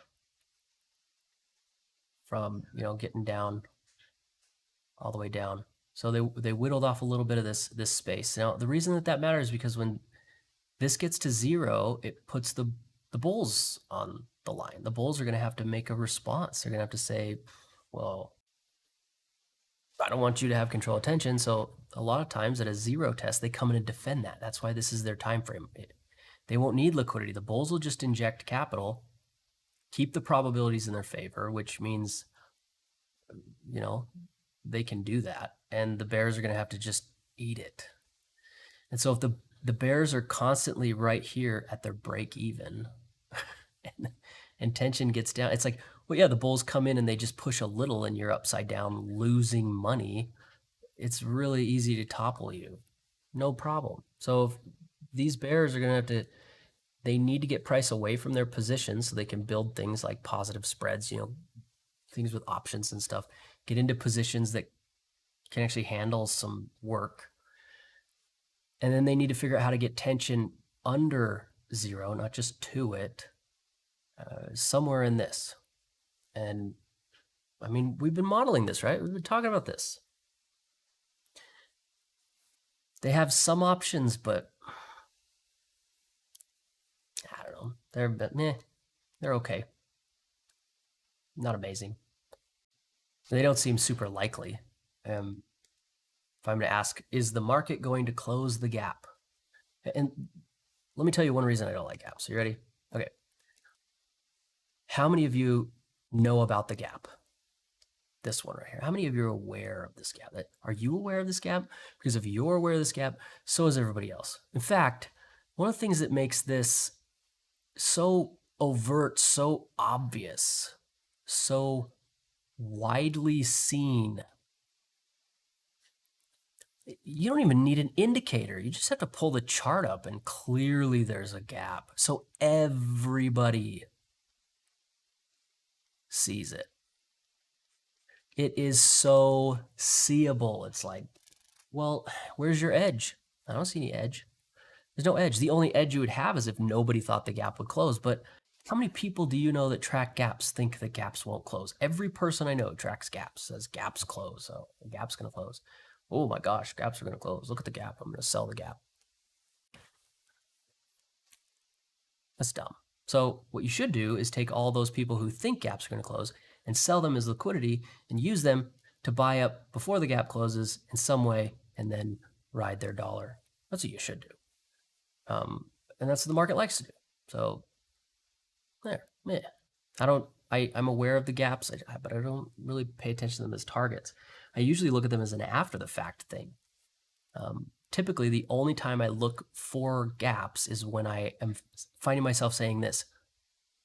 Why the are you still selling? Once I start getting into this kind of language, I'm like, oh my gosh, it's the freaking idiot gappers, because all logic goes out the window with them. They don't care about liquidity. They don't care about volume. They don't care about stops. And so once I ask that question, that's when I start going, is there like a gap somewhere? And you scroll back, oh, there is a gap, you know, and I have indicators that mark them, but that's the only time I start looking for them. So we're just sitting here waiting. I mean, you see this is inoculating the crap out of these people. We could pull up another chart. I just have this chart up to cut down on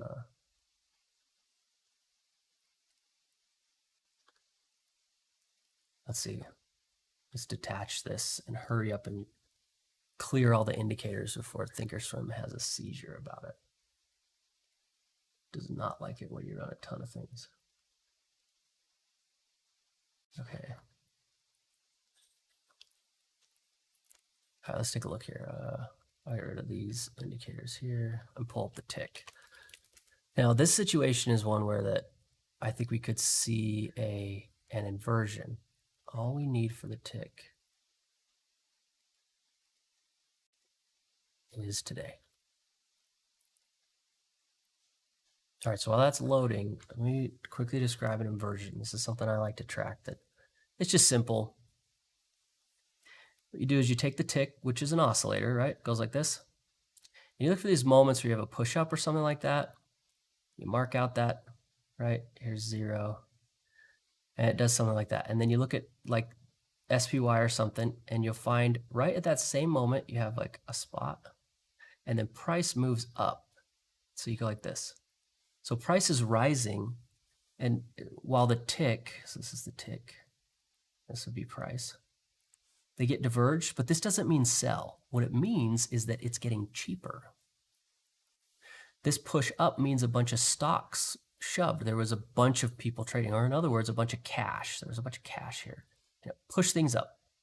And then prices pushed up. And then they kept rising as a result from the cash. And you wait and you wait and you wait until you see it push up and push a new high. There, boom. And then that is typically where the market's done. And then we move on to the next scenario. Okay, so that's an inversion. So my expectation is in a situation like this where we have a squeeze coming up, I like to look for inversions. So I'm going to synchronize my crosshairs and see if we can find an inversion here. So right here. Oh, this is good. This is good. Right here. Let's mark a vertical line. So there is the high push.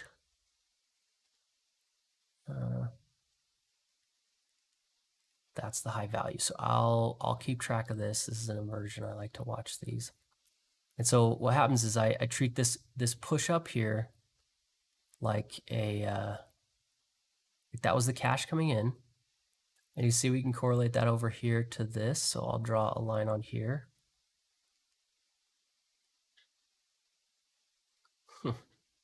Right when we turn those dang bears from this morning upside down.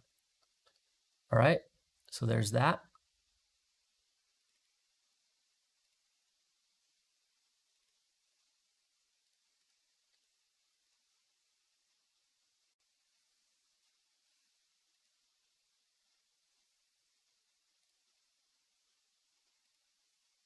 I'll keep this on top and scoot it over because it keeps vanishing on me.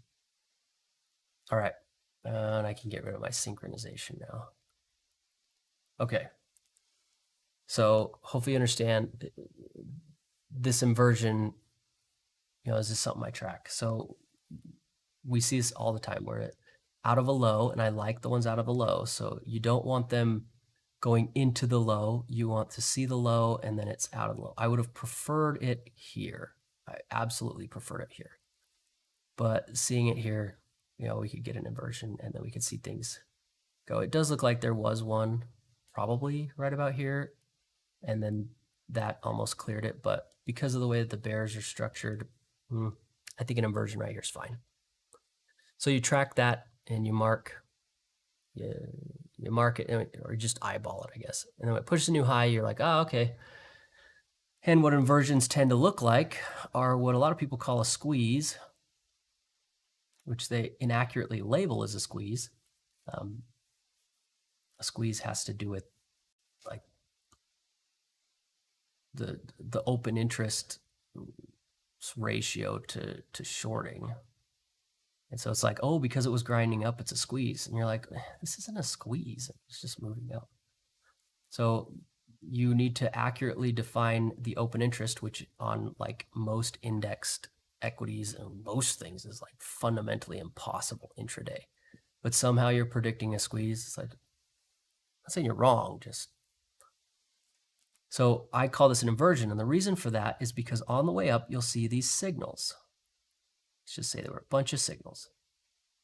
And it is just, there's just, the density is through, there's just so many of them. And these are sell signals. And the reason I call it an inversion is because if you try to sell those signals, which was my experience a long time ago, I kept selling all the sell signals and getting burned over and over. I realized, if I just inverted my thinking right through there, I'd have done really well. If I'd have just gone long where I went short, I would have won a lot. So I call it an inversion because that's the experience, is that everything just gets inverted on you. You have like 10 reasons to sell, no reasons to buy, and all you should have done was buy. So that's why I call it that. So we'll track that. That's what they look like. As far as I can tell, those moments show up when you have the tick doing what it's doing right now. And then you also start to hear a bunch of people tell you about all the reasons why they have to short. You see a lot of little price things. You're like, oh, that looks like a short thing or whatever. And then at the end of it, you just wish you had not shorted. Here we go. I'll just put that up there. Okay, so look at this. Look at this. So we had this apparent trajectory right here, and then we see it's slowing down again. So we're getting a slowdown in that trajectory. We had this one, which sort of pushed here. We had it accelerate a little bit. Now it's slowing down. Our advanced decline is 300. So up a little bit. This is just like meh. Who cares? 300 could get wiped out by an algo in like 10 minutes or less. It could happen so fast. So nothing amazing there. But this velocity, you could see the apparent trajectory has slowed. I'm paying attention to that. It tells me that, this pressure here is less now. That feeling of like, oh my gosh, this is moving up to zero that we had. We were pointing at 12:30, right? We were like 12:30 Eastern, of course, 12:30. And now it's like back to pointing at the close. I can spell close. So what's happening? Well, take a look at this. Retest, retest. Here's our wide. Now we're getting the short, it's intraday, hitting it again while this is lower. So interesting. Decay is now headed down here. So we're going to keep an eye on this. Now, when I look at, there are two types of decay retests, called a DR. There's the intraday and the extra day. This is an extra day one, or I would probably more likely call it a major retest. Otherwise, typically the retests are the daily ones, the ones I like to track anyway. But outside of that, this could be a minor retest. Now the problem I have with this retest, and this is one of the issues I don't like retests that it just sort of hovered, and so it's like it never really actually left here. So it's not really a retest, is it? It's just like, I'd want to see this move away. Like we had some character change and then some character change. This is just so, it didn't leave. It'd be like saying there's a range and it's at the low of the range. Who cares? This is still in the range. The range is the range. Like, it's got to go somewhere. And this didn't really do that. So, you know, here, there's one, and then it plummeted and retested it there. I totally, like, that's a decay retest. If this one right here, but I don't really like this. It's too quick. You know, it didn't really like have a chance to like change character and come back. So I'd probably be looking this more like it got close to 0 and didn't work out than I would have short retest. Even though it looks like it kind of worked out up here, this is a little, I'd want to see this get retested as it moves away. I like it to get away, do something else, and then come back. And this just doesn't look like it did that. So that's why I think this looks like the short part, the wide, and then the short amount of time. That's why I think it looks like that. So we're going to keep track of that. You can see we're getting some sell orders showing up here as we get decay pushing down. They're showing right there green, so we're about 2%. You want to keep your eye down here. You want to see the market lurch. Lurch. Yeah, I always imagine the Addams family when I think that. Because that's kind of how it moves. You'll see it lurch in the favor of the retest, and then we can start marking out stop losses. Now, in this instance, I'm not moving my stop from here. Why? Because if this had moved up and gave me another decay retest, then I'd be like, oh yeah, well, let's mark this one. But it didn't. So this looks to me like a wide short. It was just a push down, and then we got another push. So it's just a further extension of that previous one. Otherwise, you know, I want it to move away. And you can usually tell. I mean, if I scroll back, we're just, I mean, like, it got over 0, which I think that is a big deal. But again, even this one, even though it looks like it worked out really well, this one, I wouldn't be super excited about it because it's like nothing really changed. Well, you know what? Maybe, never mind. Let me take that back. So look at this. It actually for a long time was a different character there, and then it was just making its way down. So this one, yeah, because of the character change right there. Then we have to say the retest. Then you see this character changed again. And so this retest still range. Like, I know the bottom one looked great. This one though, we see that pivot, then we get this behavior. See, this is sort of the nuance that you have to sort of get used to. You have to look at these things, and in my opinion, the most important thing about a decay retest is what the heck is going on. So they can be a little bit nuanced. You have to get used to the way decay works. You need to look at velocity. You need to have an understanding where positions are. And like at this one, we're sitting here tracking this whole setup. It's like, well, does this make sense? And it's like, sure. Sure. Yeah. Yeah. We got these guys here. You know, the stops are here. You know what? I'm looking at this thinking, you know, maybe we could get, if we had something maybe a little more aggressive, we could get decay down. I mean, look at how far this, right? We could get price down. It's almost about the same. Get price down, get a decay retest off of this one. Well, it was a good lineup. I don't know how that benefits the bears at all to like push to do that, but it looks like it could line up, doesn't it? Hit that decay retest there from multi-day decay retest. Push down, maybe trigger those. We would get some liquidity and a decay retest at the same time. That wouldn't be too bad.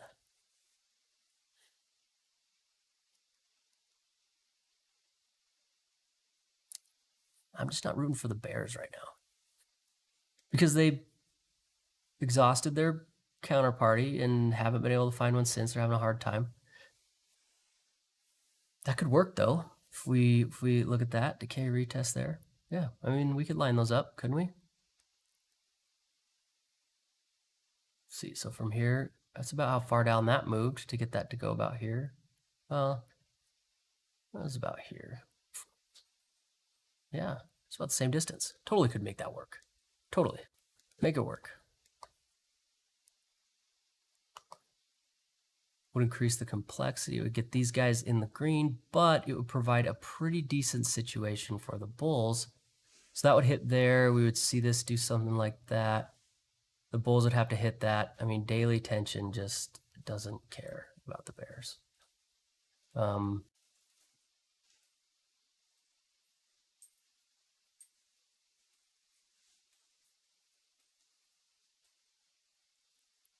It just take a lot of effort. That's a lot of effort to get down there. And we don't have any liquidity. Oh, look at that. So you're sort of eyeballing it. You can see we've gotten maybe here a little bit before the close, maybe. Yeah. Maybe.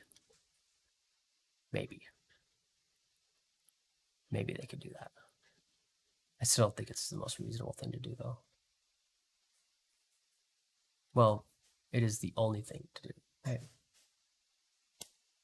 They don't really have a whole lot of choices. They're just like get pressured out or try.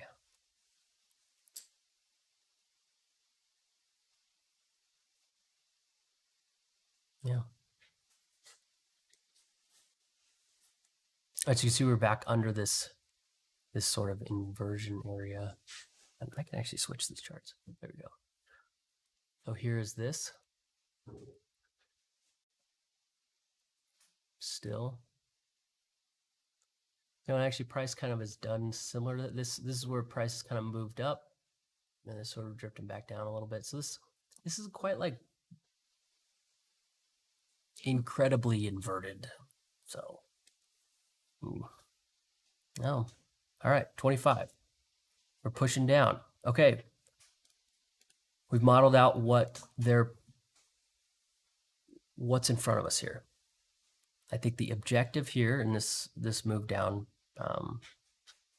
right here. So if you're bearish or something, you're trying to sell this, you're sitting here thinking, all right, we got to get this decay down to this retest, and this is now our new T-1. This is our new time frame. This down to there. How much can we do? How much of this can we get done? Let's take a look over here at some other fancy charts. I haven't loaded them yet, so they're going to have to load. I'm going to pull up a volume profile chart to get an idea.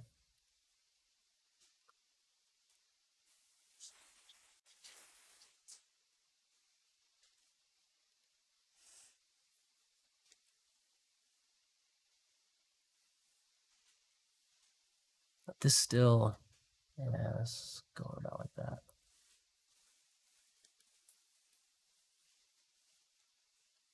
Yeah, that's the goal. Okay, so keep your eye here. This is going to be the tell for an algo. This doesn't look like an algo to me. We see that suddenly read 50. Sorry, it's a habit from coding. 50. Just boom, in a snap. Probably the best way to track algos, though, is to go like this.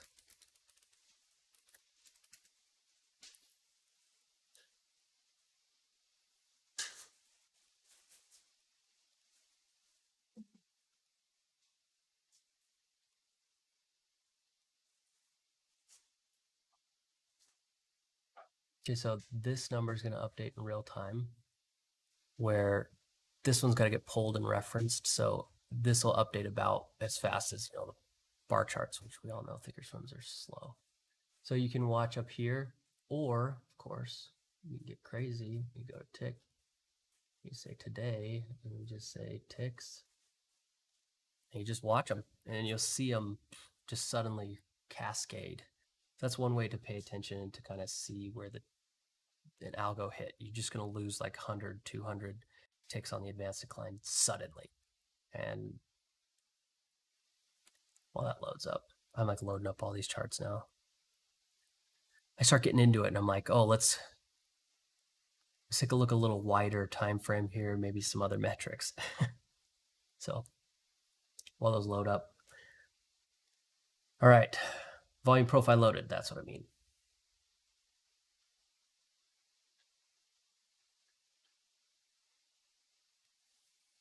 Okay, can I just I can. Okay, so here's our volume profile. So let's just give you an idea how the volume's structured, mostly right around there. And my volume profiles always, they start at the regular trading close. So for most things, that's about, oh, sorry, that's my time. So 4:15 Eastern, most of the time, not always. And the reason for that is because first, right at my time, 4 o'clock, you have the market close and then immediately reopen for about, and it's not always the same. It's 15 to 20 minutes. And then you have it close again. And you're like, what the heck is going on there? Well, the first close is just, they close the market. It's the end of all the orders. The orders pass through. The second close is the rebalance. Everything rebalances at the second close. So the reason that's important is because if you're a market maker, you rebalance at this close here.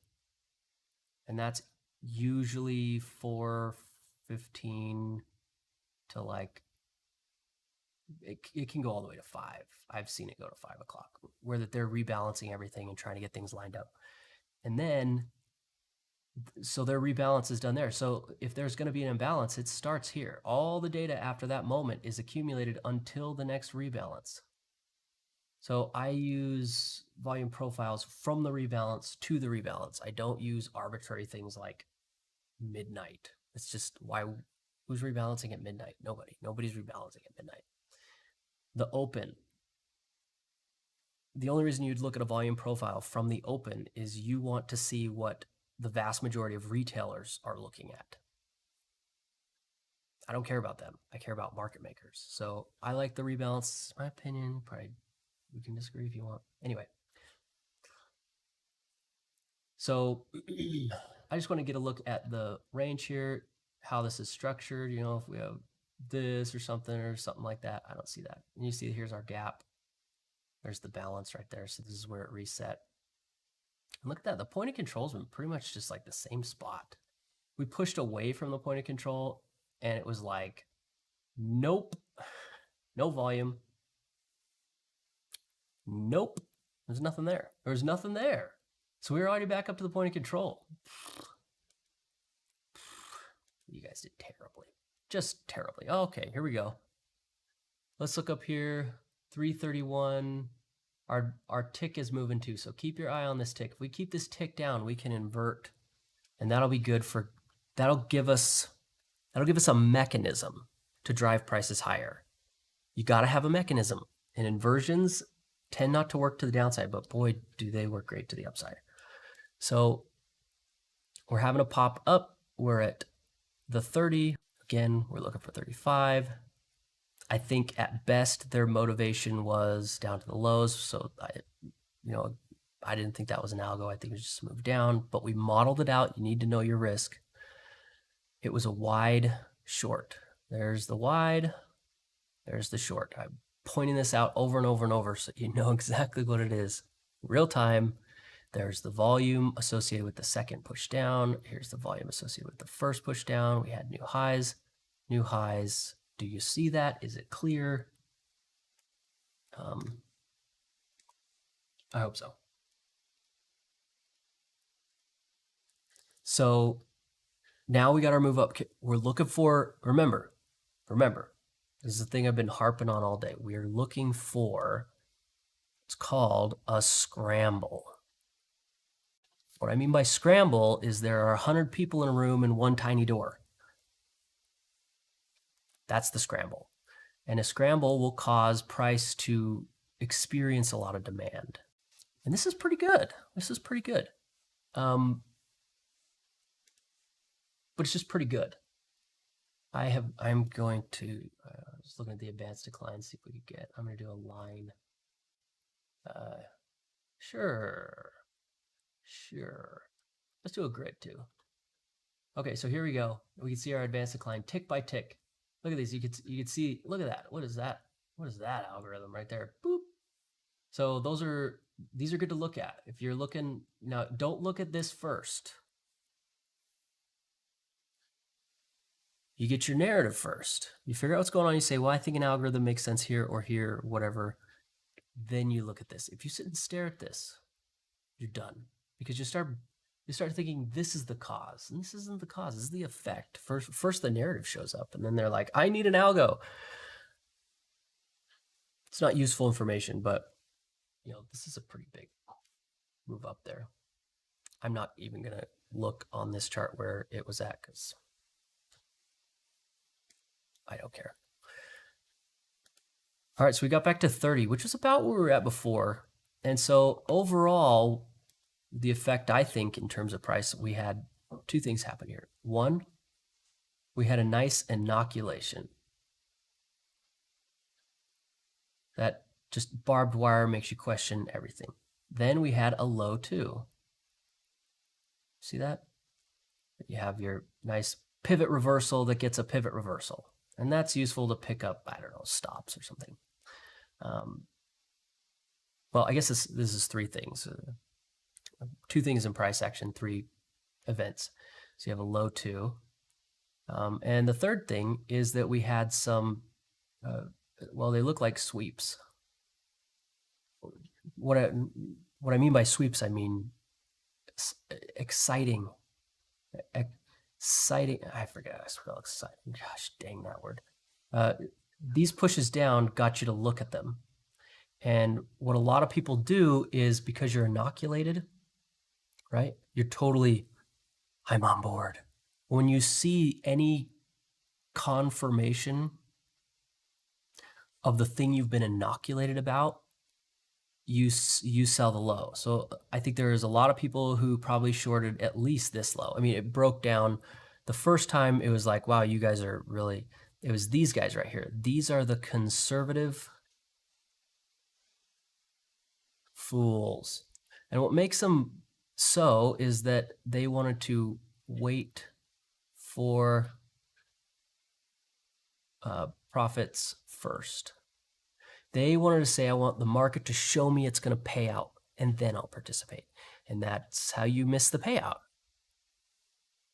Like, duh. But that's what they do. They're conservative because they're conserving their risk. They say, well, if the market's going to pay, then I'll participate. And it's like, that's a time travel problem, because if it's paid, it's over. So they'll sell the lows. They're really useful for this moment here. And they always come after the eager people. There's always this group of eager people who get pressured, and then the conservatives show up. And that's sort of how low twos work, I think, in general. All right, so we're at 31, still waiting for that really sharp pop that gives us, I don't know, a point, 2 points just in a flash. We need to keep our eye here on tension to see its acceleration start to slow. Now look at the advanced decline. We have a move, 77. That's nothing. It's nothing. I want like 100. I want 100 points. I want 100 points. How about this? How about this? We'll do the close minus the close. We'll plot our threshold, 100. And we'll plot 0.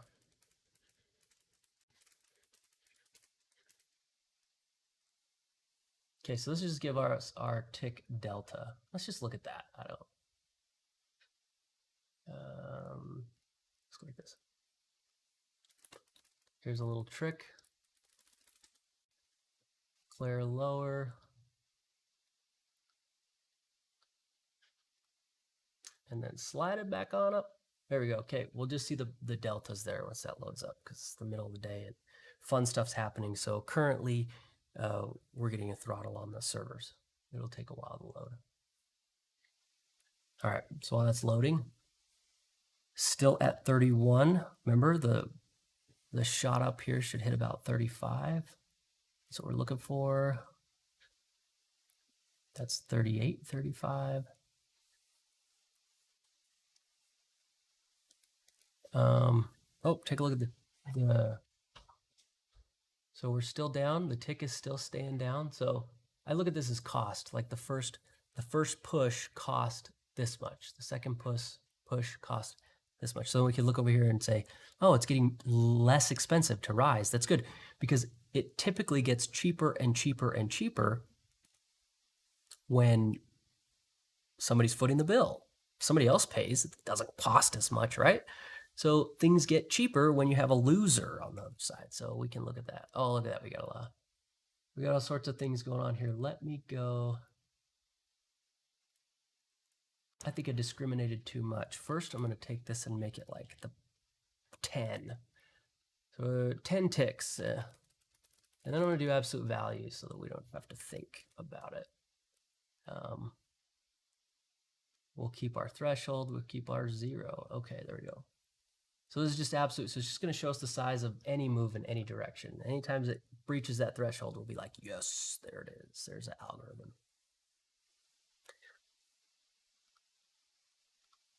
All right, let's take a look at the volume profile we're checking out before we have gotten to the other side. Let me get a little closer here. Let's get a little closer. Yeah. And the fast here is just this moved quickly. That's it. That's what it means. It means it moved quickly. And it doesn't reference volume. Otherwise, it would say like high volume, low volume or something. So in terms of price, it was fast. Or when you ask a coder what's fast, that means there's a standard deviation in there, because there's no such thing as fast other than a standard deviation, which gives you some thresholds. And then you can say, well, where was it? If it's high, you say that's fast. You know, that's a little fast. That's normal. So clearly fast. Some form of standard deviation calculating price as speed. Then there's volume, and you can have high or heavy and low. And since it's not referencing it, it's normal. So it's typical volume, but it was a little quicker. Again, high, low, these are comparative terms, which means there's clearly a standard deviation in there. Always when you have highs and lows or lots or littles, coders use deviations to do those types of things, especially in trading. Anyway, looking over the rest of the market, and I'm using the curved standard deviation, which is not designed to throw you signals. It's designed to tell you exactly what's happening. You see the dollar is meh. I guess it's up a little bit. ES right at the middle of the range. Well, debt's about to an old support there. And these old supports come from the fact that it got outside of the major standard deviation, which is a pattern deviation, not a typical standard deviation like a Bollinger Band. This is measuring the deviation of the pattern of price. So it's like a shape. I don't know. It doesn't matter. The point is there's a support there it's getting close to, and the market's going to have to respond to it. Gold. I don't know. Can I just do a question mark and be like, people are still trapped into gold, right? Like, I thought everybody got trapped into gold when the economy was going to end because of the pandemic, and then it turned out the economy didn't end, and so all the people who bought gold sold gold. All right, so the VIX coming back down to normalcy. It was up pretty decent, but today has brought it down to normalcy. Oil, look at that, oil. You're just doing all the work, aren't you? Okay, so across the board, I see a little something with debt. You know, if this pushes up, it's going to give us debt, a surplus of debt, which can suppress prices a little bit, provide supply to the market. At least that's the way I think it is. Oil, it's getting high. Look at that. It's up at the top of its pattern range. So this is exciting. Oil has excited the market. The market is excited about oil. I can see that plain as day here. All right. I don't see anything super exciting over there. It's going to change my perspective on this. Oh, look, our little tick elder. There we go. So we can see, yeah, 20, like 20. And this is 10 bars, so we're going to grab 10 ticks or whatever. And anything that just, I see this is pretty high. Well, you know what? Maybe we need to, maybe I'm too picky. I pick 100 because it's like you're looking at it and then all of a sudden it's just like, boom. Maybe I should do timestamps. You know what? That's getting a little complicated to do timestamps. Or is it? Let's try it. Time. Get time.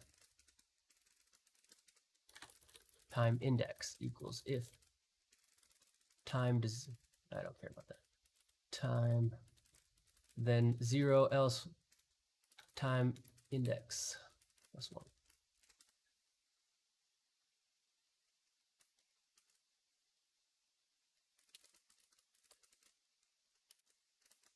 There we go. Oh, I won't close in there. My goodness.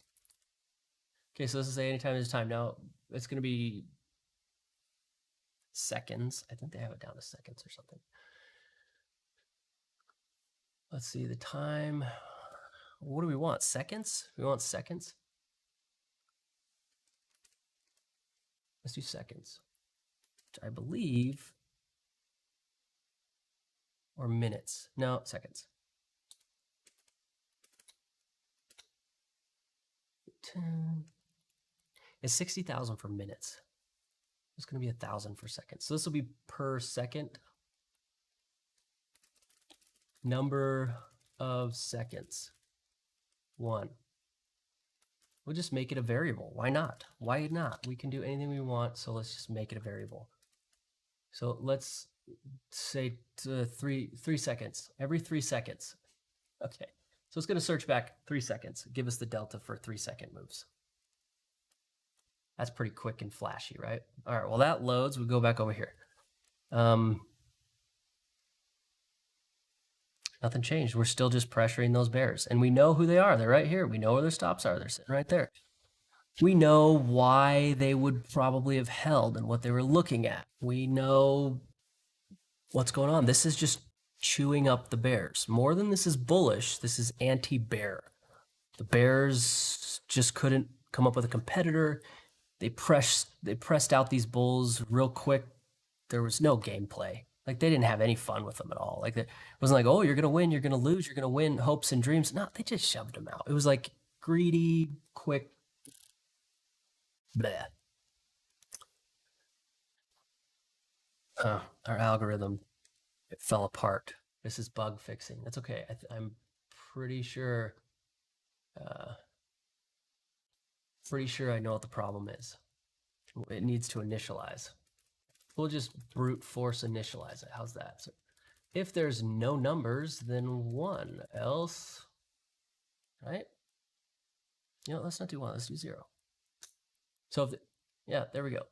Probably just not initializing and it's returning a bunch of nothing. This is what I do while I wait. I build stuff. Okay, so you could see we have this slow curve here. And you know where this curve is coming from. It's the pressure that these bears are under.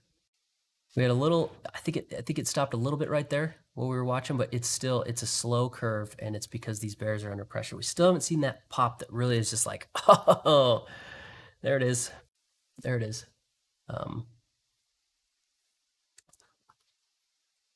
We'll just keep waiting for it.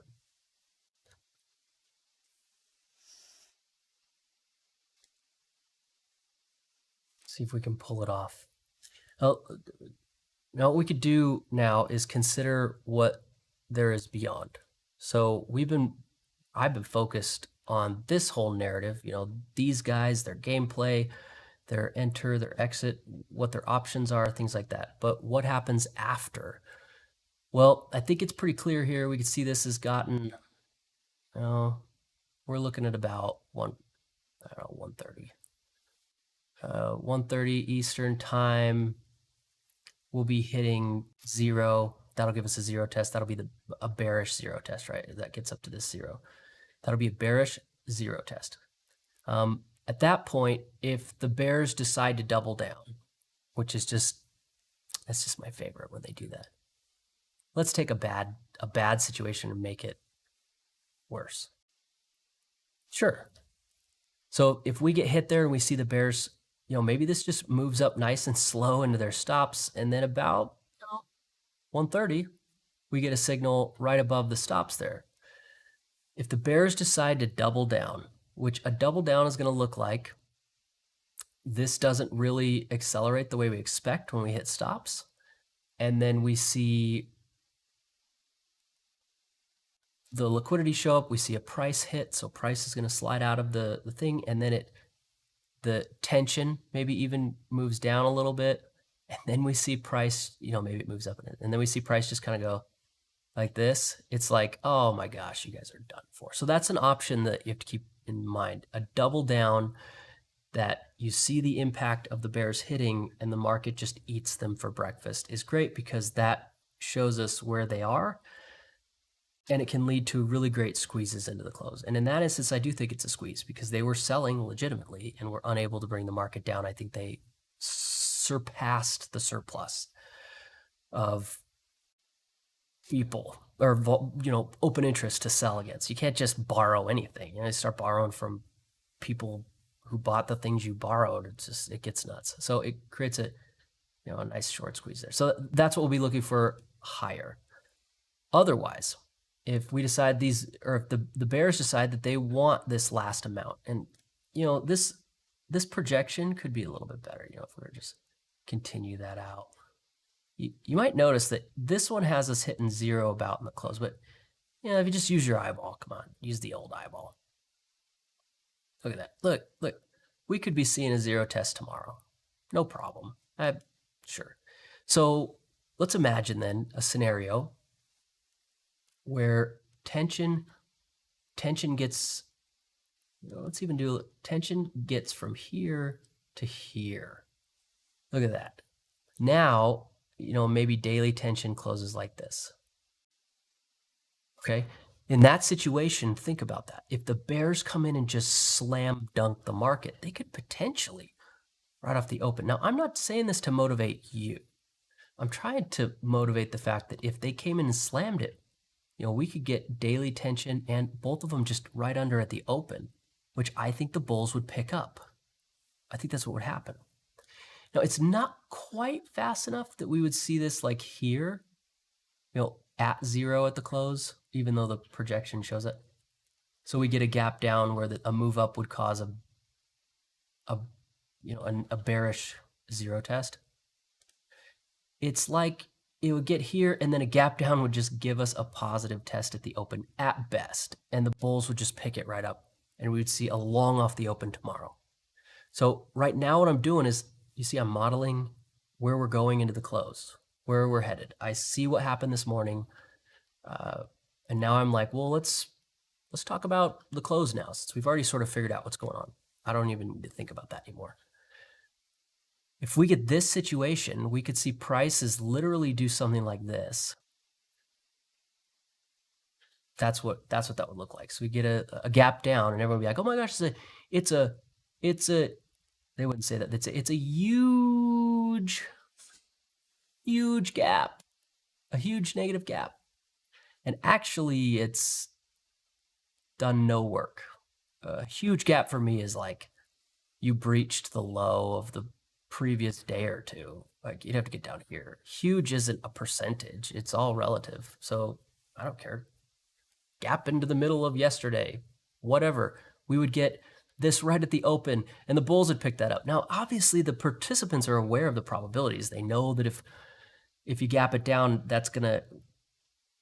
you need to make some money on that gap, and then you need to cover because it's coming back up. So is that motivating? Yeah, it's freaking money. The bears will do it for money, and then they'll cover, and the bulls will buy it, and the bulls will be happy. The bears will be happy. We're all happy, right? So this is a definite possibility. Currently, we're in an elastic state.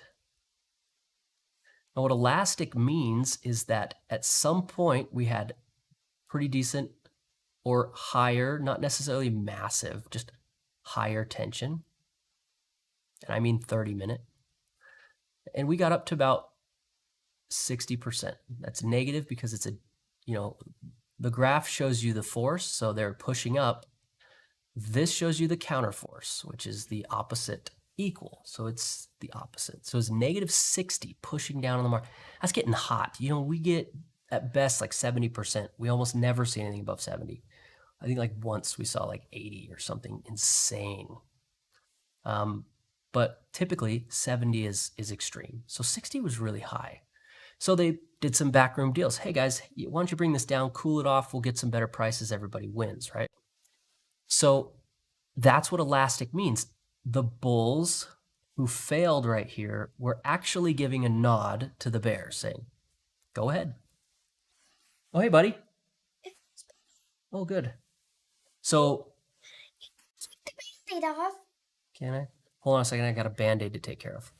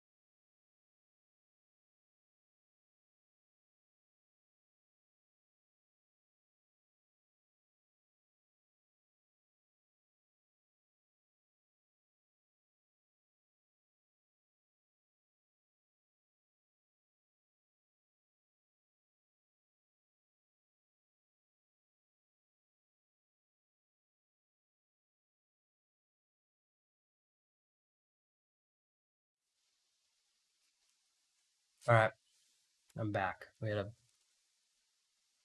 son's got a cut on his face. He had a Band-Aid. He slept with it on. Had to pull it off. Anyway, okay, so we're looking at an elastic market, right? So we know that because right here, these bulls who we even saw a price response, just no impact. That was a nod. It's the nod. It's really only effective to track nods when you know nods typically happen, which is when tension is really high and there's motivation to try and relieve some of that tension so you can continue. This right here was a nod, and it allowed elastic, which means they were like, okay, go ahead. No, go ahead. You guys make some money on the downside, which will give us better prices. And that's what we got. You know, prices did move down. Tension is looking better, but the bears ran into a problem. They failed to keep it going. They couldn't find an opponent. So the bears essentially, the bulls, the agreement here is, you know, you make tension look better for us and then we buy it up later. So it's, in my opinion, an elastic market. It's a predetermined agreement. So they know the bulls are intending to buy again. So the bears are not sitting here going, well, we're going to just destroy everything. They're saying we have a window of opportunity here. We could take advantage of it. Get done what you can. It's not looking like you're getting done anything amazing. So that's why, you know, an elastic market is effective to help you see when bears are going to be able to step in and get some work done for their side, which is not the dominant party. Yeah, we took off the Band-Aid, buddy. Yeah. Yeah, real good. Good job. So that's the agreement. This is the time they have left. That's why I say, like, if we looked at this and we said, you know, if this moved up and we were able to get like a bearish sample, there's enough time, you know, we could get tension down a little bit more. We could see price come up and then maybe come back down into the close, and the bears could take advantage of that off the bearish sample here.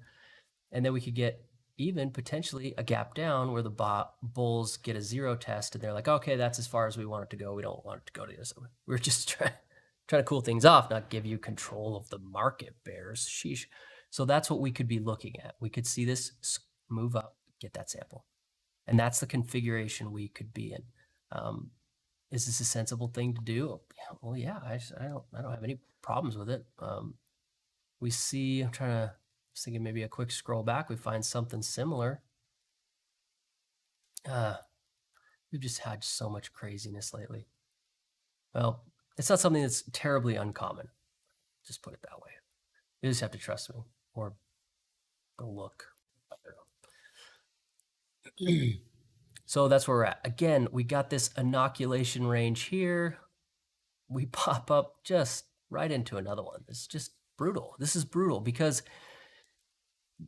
the reason it's brutal is not because, you know, it's sideways. It's because we know what's going on here. We know what's happening. We know that these guys are sitting here. We know they're sitting upside down. It got right to the back of their position. Didn't give them any money.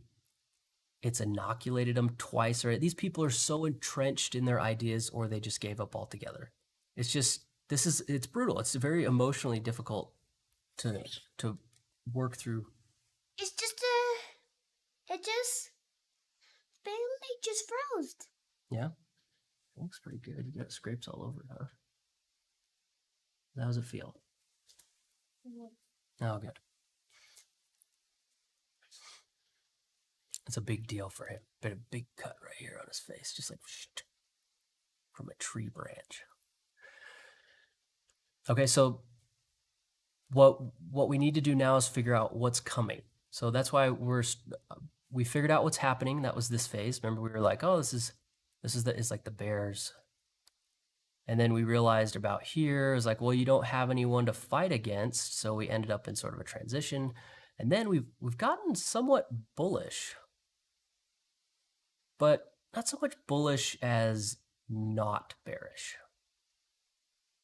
Because we don't really have a bear or bullish position that we're necessarily operating from, but the bears are doing poorly and this is going to chew them up, and this is just about wrecking the bears right now. It's not about the bulls being like, here we go.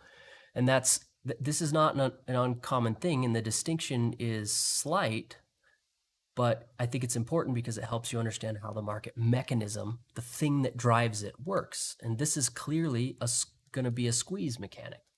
And we can come over here again. Oh, my algorithm fell apart. I guess I didn't calculate it correctly. We can come over here and see the high. It didn't push a new high. So we're sitting here with our inversion about here. We pushed up. Still, it's holding together. So our inversion is together. Now let's see if I can handle such a thing.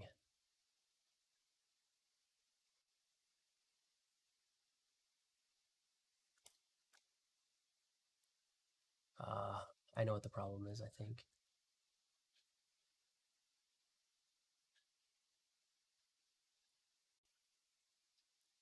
You know, I don't want to sit and bug test and like do a bunch of stuff while that we're doing this. So I'm just going to make this like it's you get a tick every 30 seconds. So it's 32.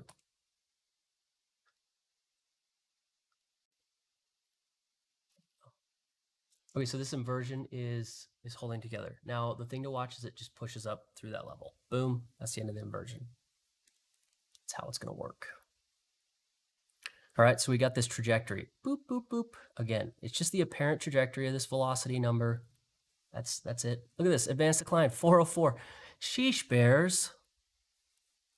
We're at 300 on about here, right? It's like 300. It's like, oh, maybe 400. It's like inching its way, just inching.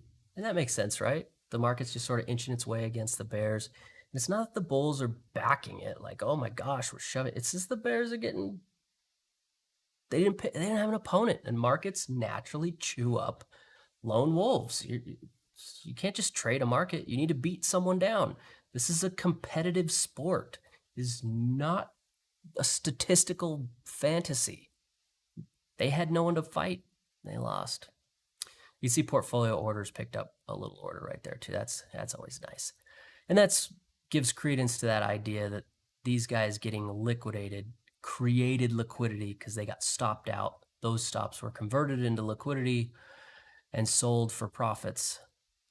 And we could see some portfolio orders filled, just a little tiny order into the dip.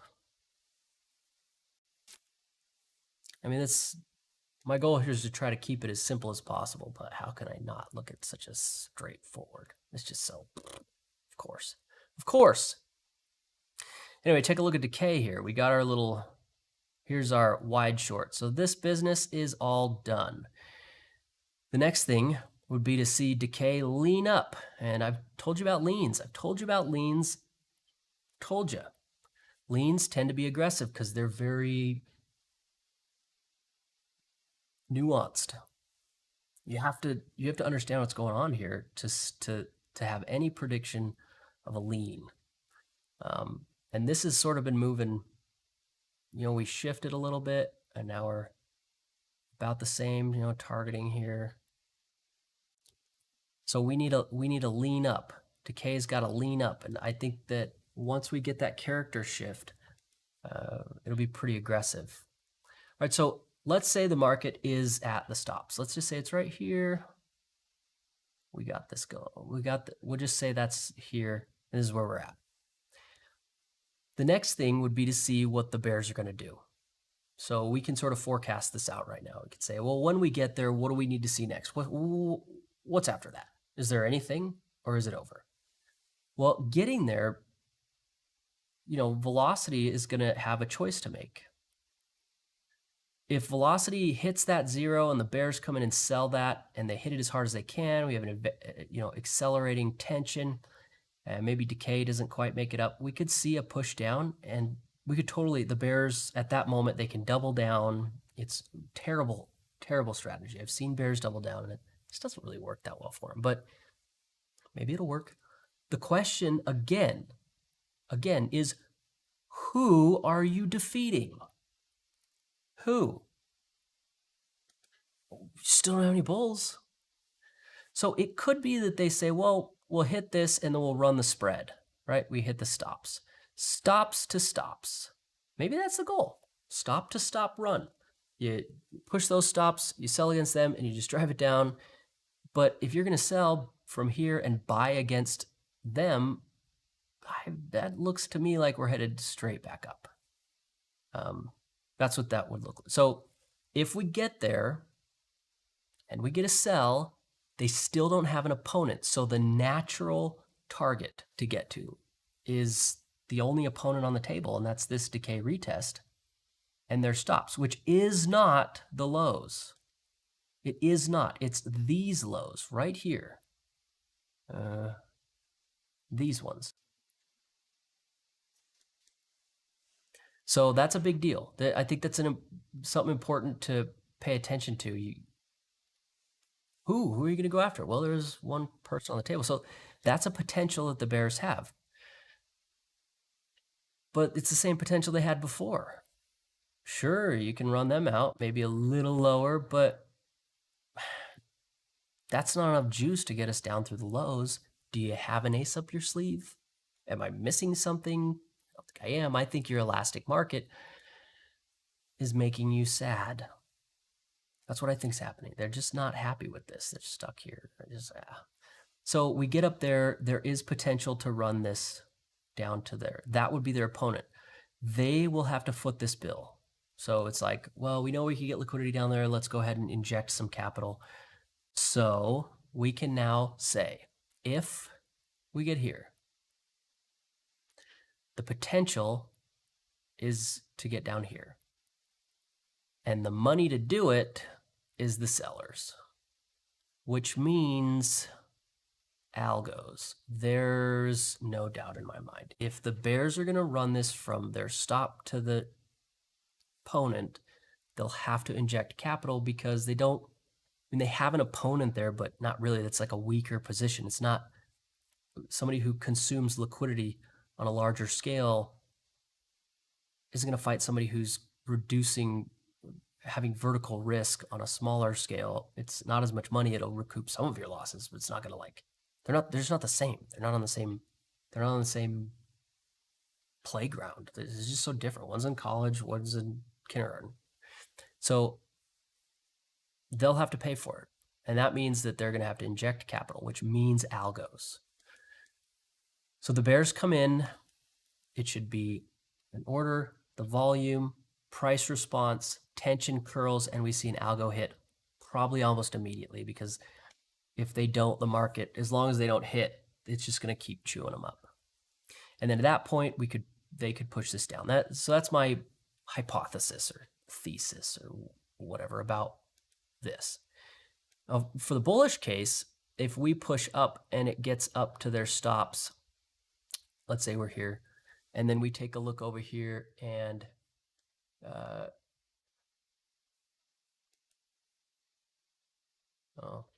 well, that's down. I can't draw over here. That's fine. And this is still down. Well, awesome. That means our inversion's still intact. And so it could do similar. That's just terrible, terrible grindiness. It could be like that. You know, it's these like pop through their little stops. You know, so like, it's one of those, and then yeah, and then it continues up like that in just sort of a grind higher, and it's painful for everyone. Okay, so that would be the inversion case, and our inversion line would be here, and then at some point it would grind up and it would, you know, shoot up, and we would have a new high with the tick, and that would essentially close off our inversion. So that's the case for the bullish side. We could also see in that scenario when velocity gets to 0, so this is the bullish case, right? We get here, and then it pushes up through and does what I call this a switchback.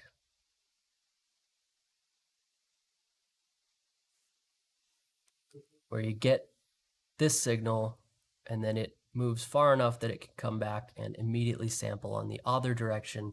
You have two people opposing each other, and in a case like this market where the bears are already upside down, doubling down in an inversion, the bulls have a better hand.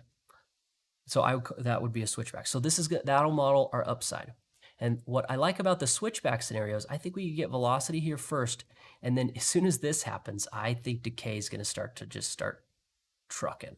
That's what I think. If we get a switchback scenario, decay is going to lean up, and then we'll have this distance or this amount of time, and so this will help pull the market up.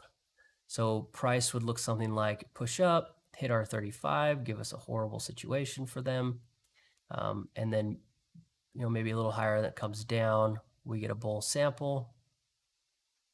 You know, it would be like a bear sample here.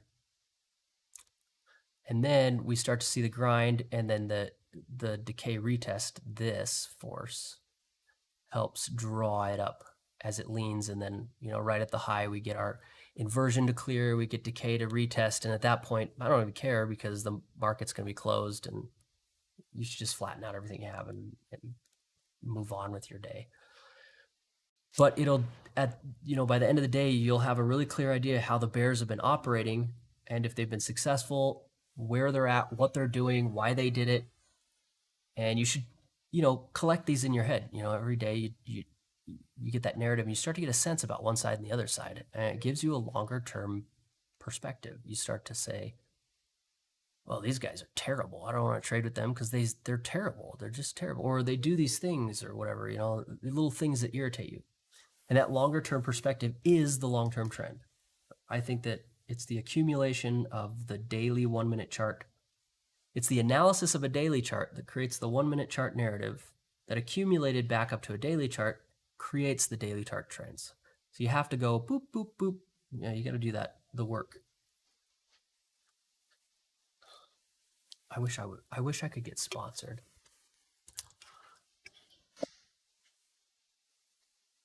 I will drink a Red Bull on YouTube every day if they'll give it to me for free. You don't have to give me money, just cases of Red Bull. I should own Red Bull stock. Okay, so yep, we've got our two scenarios, right? So scenario, let's know, one, I'm going to call it the bear algo because I think they'll need an algo. They'll have to foot the bill. It's going to cost them money. And that's going to be the bears get this up to 0, run their algo. Scenario 2, it's the bear squeeze, which is also going to be it's going to be the switchback. And that'll be that pushes through. The bears can't really get tension in their favor. The bulls get a sample, and then we just run the inversion until decay leans up to 0 and happy day, and that's the end of it. I think scenario 2 looks better. This one right here is just the right kind of awful because it's going to get the bears to double down. It's going to have inoculated people into a position. The market had a particular volatility today that will end up being misleading. They'll say, well, it's not moving much, so it's okay. I lose like 5 points. I lost 25 points. Meh. So volatility looks a little misleading. We had the VIX down today, so that's good. We're able to get inversion. I mean, just for me, scenario 2 looks more terrible. It's the right kind of terrible that the market loves to be. So that's the one I'm leaning towards right now. Until I see something different from that, I anticipate an inversion. We hit the 38, 35, right up to those smelly little stops that those bears hit that boop. And then from there, we're going to be moving up to, I don't know, somewhere. I think that after the 30, like, you're like, well, what defines this? What price is that? And it's like, well, it's not about the price. It's about the distance between here and there. And I think this distance will be defined by decay. How far is that? Is it 10 points? I don't know. It could be 50 points. It could be 3 points. I don't know. I can't know. I think that decay is going to define the distance. So when we get decay up to 0, right about there, that's probably about how far the market's going to move. So you'll want to watch decay for when it gets to 0. The other thing to watch, if you want to be a little more conservative, is to watch the tick. So we get a new high on the tick. You could probably take profit there, and you won't. I mean, you might miss some, but typically the inversion clearing is pretty much you caught the meat and potatoes. And by meat and potatoes, I mean, like market shoots up, inversion clears, and you're like, well, I caught the gist of it. Yeah, I missed a little off the top here, maybe, but this is all you want anyway. I mean, you don't want to deal in inoculation land and range land anyway. You want to catch. So you can use either one of those metrics, I think, to be able to say this is about where it's going to top off. So we've modeled this out. I think we have a pretty good model for what's going to happen. I really do. I think we figured this one out. You can see tension again. You can see it. You don't have to wonder. You're going, yeah, these bears are feeling it. At some point, they're going to snap and they're going to scramble for the door. And it's like, you guys can act like it's not a big deal, just covering a little bit. Nah, at some point, they're all going to go crap and hot potato their way into demand.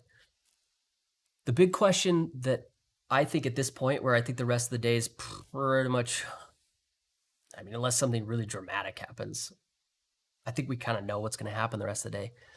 The big question is this, and this is going to be so important. It's, well, what's going to happen to tension tomorrow? And this typically happens after about halfway through the day. I stop trying to figure out narrative because I already pieced it together, and I'm like, I see where everybody is. I see what your potentials are. You can't give me new information that's really going to change much unless it's super dramatic. I start looking at tomorrow's tension, and that's why I was like, well, could we get a tension like that? Could we get tension to do this? You know, it closes maybe here and then gaps up in the morning. Sure, price would look maybe like that. We could see price, boop, a gap and go could work, a gap down. The point is that as long as we keep in mind what's coming up in tomorrow, and we are like, you know, I think the bears are definitely thinking, oh, we could drive this down, get a gap down. So they're like, oh yeah, we get a gap down, and then you bulls can have it back. And the bulls are like, you know, we never actually gave it to you. It's just like we were letting you do that, so we can crush you if we want. Thanks. That's the way it works. So if the bears are failing and they're driving it, you know, up to here, it's like, well, the bulls are gonna be like, well, you know, they didn't quite pull it off, did they?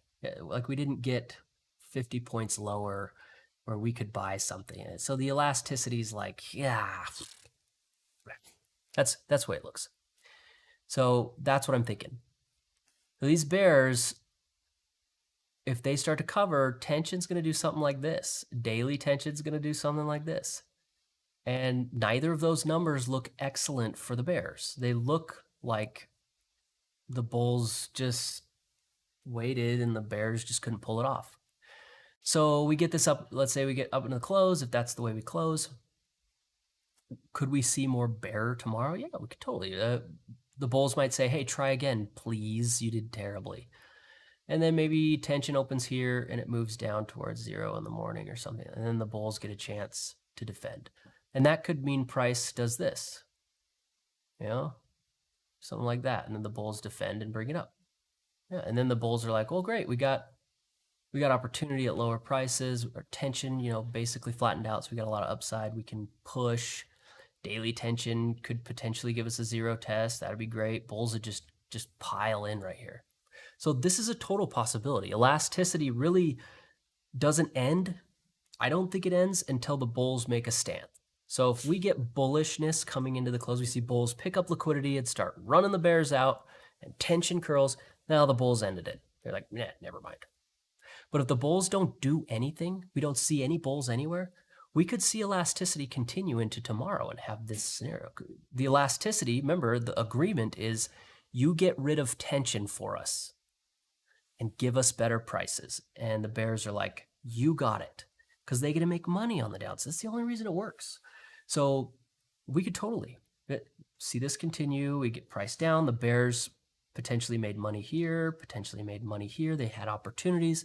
That's good for them. And the bulls get not necessarily great prices, but they could have got better prices. And then once it gets to 0, then they can defend and they say, okay, it's over. Otherwise, if we see bulls show up, it's over. I mean, it would be like, I don't know, having an agreement with somebody. It's like, can I walk through your backyard tomorrow to go to the store? And they're like, sure. And you walk out there and they point a shotgun at you and say, get off my lawn. The agreement ended. It's over. You can't walk through their yard anymore. They don't want you to do it. Same here. The bulls buy up liquidity and start. It's over. The nonverbal, unspoken agreement is over. Okay, so we haven't seen much change here. We are at 482. Look at that. We are about 500. 500. See, I was thinking, I don't know, like 1,000. I still think like 1,000. We get, you know, and that, I think that means we roll up here like 2 o'clock Eastern. Just nice that we could totally hit 1,000. We could see an algorithm go as people jump out of their terrible positions. But yeah, we're almost to 500 here, and I would not like that if I was short. So there's really not much else, I think, for today. It's just, I think this is going to play out, and then you just have to decide if the bears are going to hit or if the bears are going to have no impact. And that's a difficult decision. So in the moment when we get here, you'll be asking, well, so do I close or don't I? And in that moment, you're going to learn the difference between intraday and swing trading. That's the moment. Intraday says, I can see your stops. I kind of have an idea where they can go. Swing trading says, I am bullish. If you think the bulls, if you think it's more sensible for the bulls to just say, you know what, forget the bears, then at that moment, you want to see this move up. So you might hold. And then if it comes down, you get your expectations and stuff, and you get that bull sample. That's swing trading. Intraday trading is where you figure out what's going on and you just trade intraday. You get the bulk of the move and you take your money and be happy. Swing trading, you pick a side. Are you bullish? Does all of the stuff we've gone over today, does this make you bullish? Do you think the bulls have what it takes to pop this up? Or do you think the bears will probably hit and give it a try, and maybe the bulls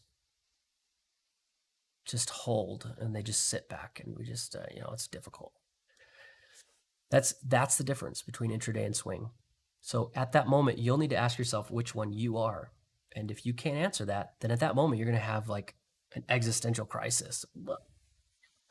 If you have an existential crisis at that moment, you should close because you don't know. You need to become more familiar with markets so that you can get an idea about what you think makes sense for the trend. For me, when it comes to picking a trend, it's like trend time. Well, I don't really pick trends. What I look for is it's likely. I don't think there's an E there. The likelihood. That's what I look for. So I flip over to charts like, hey, look, it's YouTube. Charts like these ones, and I take a look at what's going on in the other markets, and I say, well, I think oil's doing this, I think debt's doing this, and I come up with what I think that means for markets. I oftentimes pay attention to world news, just try and get a beat on it, and then I watch the behavior here, and I think, these events are developing, this is what's going on, does this make sense? What are their behaviors mixed with, I don't pay attention to news, I pay attention to world events. That's what I look at. So that's a very difficult question to answer. You could also investigate options and stuff. I think options are better for defining trends and things. I don't have options up. Options, my new option algorithm that a lot of you probably want to see is a nightmare on the computer. I mean, I can even show you what I mean by nightmare, right? That'll be helpful if I tell you what I mean. You come over to the Help tab, you click your System tab, and this shows you how much memory your system is using, right? We're down here. Well, the options algorithm is like up here. So it's really hot. It's constantly using it. So I can't run that algorithm currently in its current state with anything else. So if I opened it right now, probably just Thinkorswim would just shut off. Say, nope, sorry, nope, you can't do that, nope. And I'd be like, so I will investigate that at the close. I'll look at options. I want to look at where the positions are. I'll look at things like, the stuff Joe talks about. The thing you don't understand about Joe, if you're not familiar with him, is somebody doesn't pay attention to this stuff. It's that we've been doing this for a long time. And a lot of you in the room too. It's like, this is all just, yeah, this is clear. And then you just move off of it because you take a look at it for 2 seconds in a day. And that's why the Zoom charts and stuff are up. You just look at them and you're like, oh, okay, I see what's going on here. And then you can move on to longer term, bigger picture things while understanding what's going on in the market. And you can look at things like options and other stuff that's just a bigger picture. But you don't have the small picture down, you're going to have a hard time with things like figuring out when to get in or what getting in looks like, or answering the question, what's opportunity? That's a really hard question. What is an opportunity? And I think that this helps understand what opportunity is. Like I think we've figured out what's the opportunity today. Well, I think you know what it is. It's those bears right there who got drove out the opponent too quickly, couldn't make it happen, tried to maybe work a multi-day decay retest that there wasn't enough downside options. It was there just wasn't. It was too dreamy and silly. So they didn't. Now they're inoculated, they're stuck, we know where their stops are, we have options. You know that. Now go look at your longer term indicators. Now go look at your bigger picture stuff. Now take a look at your entry system. You know what's going to happen. So you're going to have a way higher success rate dealing in your tools than you would have if you just looked at a long-term calculation. You wouldn't know when to get in. Your risk is going to be enormous, your vertical risk. So that's my thought. Okay, so here we go. Getting to move up. Look at that. Is that 38, 35? I think somebody's stops are there. Now that we got the stops, these bears who couldn't make it happen, you know, their stops are here. And we got a nice little pop up into those stops. Now we can take a look at tension to see how much damage we have done to the bears. Now, if the bears don't close, are you ready? Price won't stop. Price will not stop moving into their stop until they let go. And we will see that with an acceleration in tension. So if they decide that, no, we're going to hold. Buckle up. Oh, look at that. And VoltiWap ticked up. So we are hitting orders. We found orders, and we know whose orders there were. And there probably were people who hung out from yesterday, blah, blah, blah, blah, blah. Mostly, these are retail losers. And nobody cares about them. It's this big institutional position that moved the market. That's the one we care about. That just moved VoltiWap and is probably going to curl tension up. Look at that decay. Aha! Our decay is moving up. This lean up and decay is not going to feel good. Look at that. Acceleration, we are pointed right at getting there. So we got a little bit of time before we get up to there. These guys have to make a choice, and I think the choice has been made for them. You can let go now, or you can let go later for more of a loss. Those are your options. Good luck. Tension, look at that. You can see it. We had a little something. We're getting that move. We're getting that move. So now we need to look to see what the bears are going to do. Are the bears going to wait to get? Are they going to get velocity up to 0 and bat it back down with a nice algorithm? Which, by the way, look at that. You got a little right into those stops. That's what that looks like when you hit stops. So this is how you know it's market wide. This is the advanced decline. These are stops getting hit and them filling orders across the exchange. And you see the tick shoved up as we hit those stops. So we're seeing it's a big, huge institution. It's not like, you and your stop loss on your one thing. This is all the stocks. So it's a market-wide guy just went, and you can see it. There it is. The tick shot up. Advanced decline shot up. Look at that. The tick didn't push a new high. Uh-oh. I think the inversion's still in place. They didn't clear it out. So here we go. Buckle up. Now, right here, all eyes on this and this. We want to see those bears. Are they going to let go, or are we just going to keep running them? How far are you guys going? How big of a bag you guys are going to let us empty? That's the deal. So I want to see this get right up to there. I think this is going to be the first place that makes a lot of sense if you want to dump and you could dump here. If you held through this, amazing. That what we just went through takes years to be able to do, to be able to execute a trade on your own. But we went through it. So being able to participate in this and follow along and understand and make decisions, you got to manage your own risk. I don't care what you do, as long as you understand that this is not telling you buy and sell. We're modeling just the risk profile. If you held through here to that, you caught the trade. This could go another 20 points. And if I looked at your portfolio and I saw that you popped in here and you popped out there, I'd say, you nailed it. I don't care what price does. If it does that, I'd say, no. You figured out what was going on. You wrote it up to the stops because you saw that happening. That's good trading. That's good. You traded what was going on. That's how you catch good chunks of change, because they tend to be bigger. They're more reliable. They allow you to do something like understand, have confidence.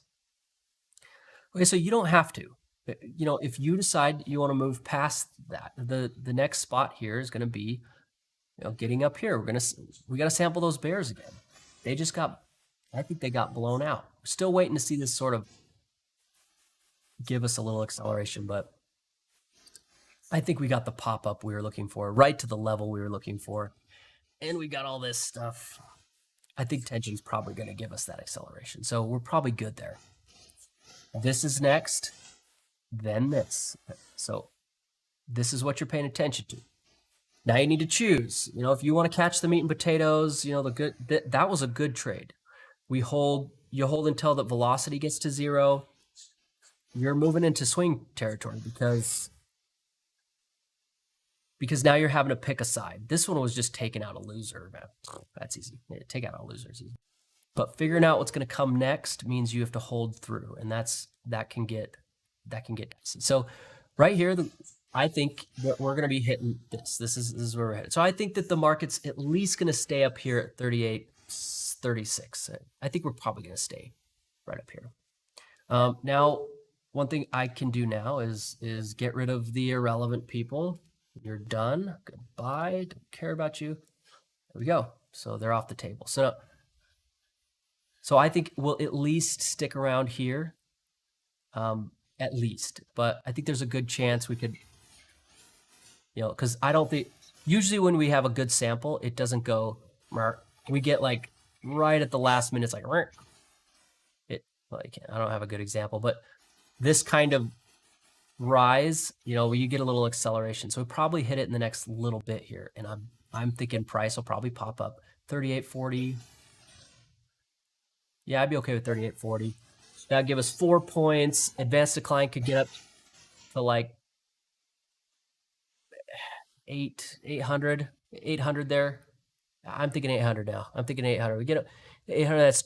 That's a positive delta of 200 stocks rising right into there. 800 is not incredibly high, so the bears could come hit that. 1200, it's like the bears are going to go. But 800, it's like, okay, that's high, but it's not so high that you couldn't just like slaughter it with a good algo. So I'm thinking 800. Then at that moment, you're going to have to decide, do you think the bears are going to hit this down and take out the liquidity below? Or do you think the market's going to churn through them and squeeze us up higher? If you have metrics that predict things like squeezes and stuff, this is the time to look for them. This is the moment to be like, okay, well, we got here. Now are we seeing a squeeze? So I like to look at this one. The tick. We didn't push a new high. We got real close. We didn't push a new high.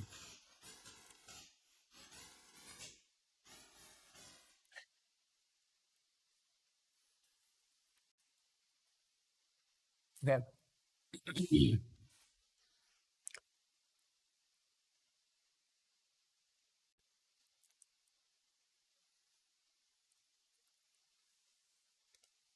I mean, you see that, right? Like this is just a little finesse there. There's a little, you have to be watching, and I think you could see that this is starting to curl up. So I think the bears did dump their position there.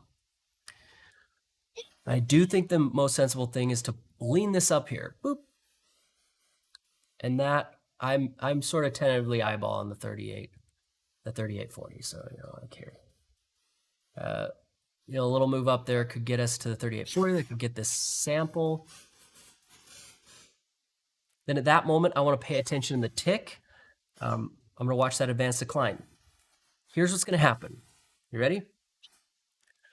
As the day went on this morning, if this is risk and this is time, the objective here, really at the end of the day, mathematically, if I was to say it mathematically, you want your risk over time to go down.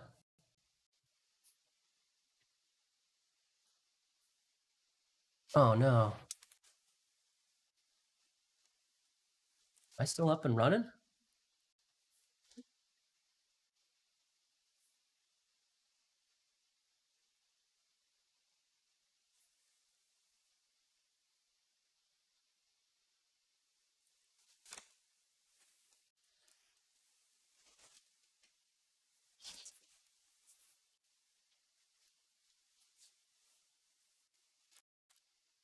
I don't know if I'm still streaming. I think I just flipped a breaker.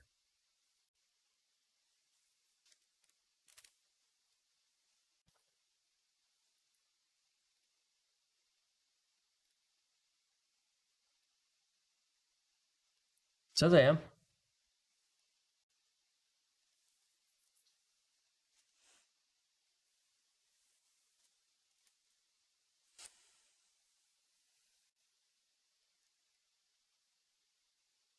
Give me a second.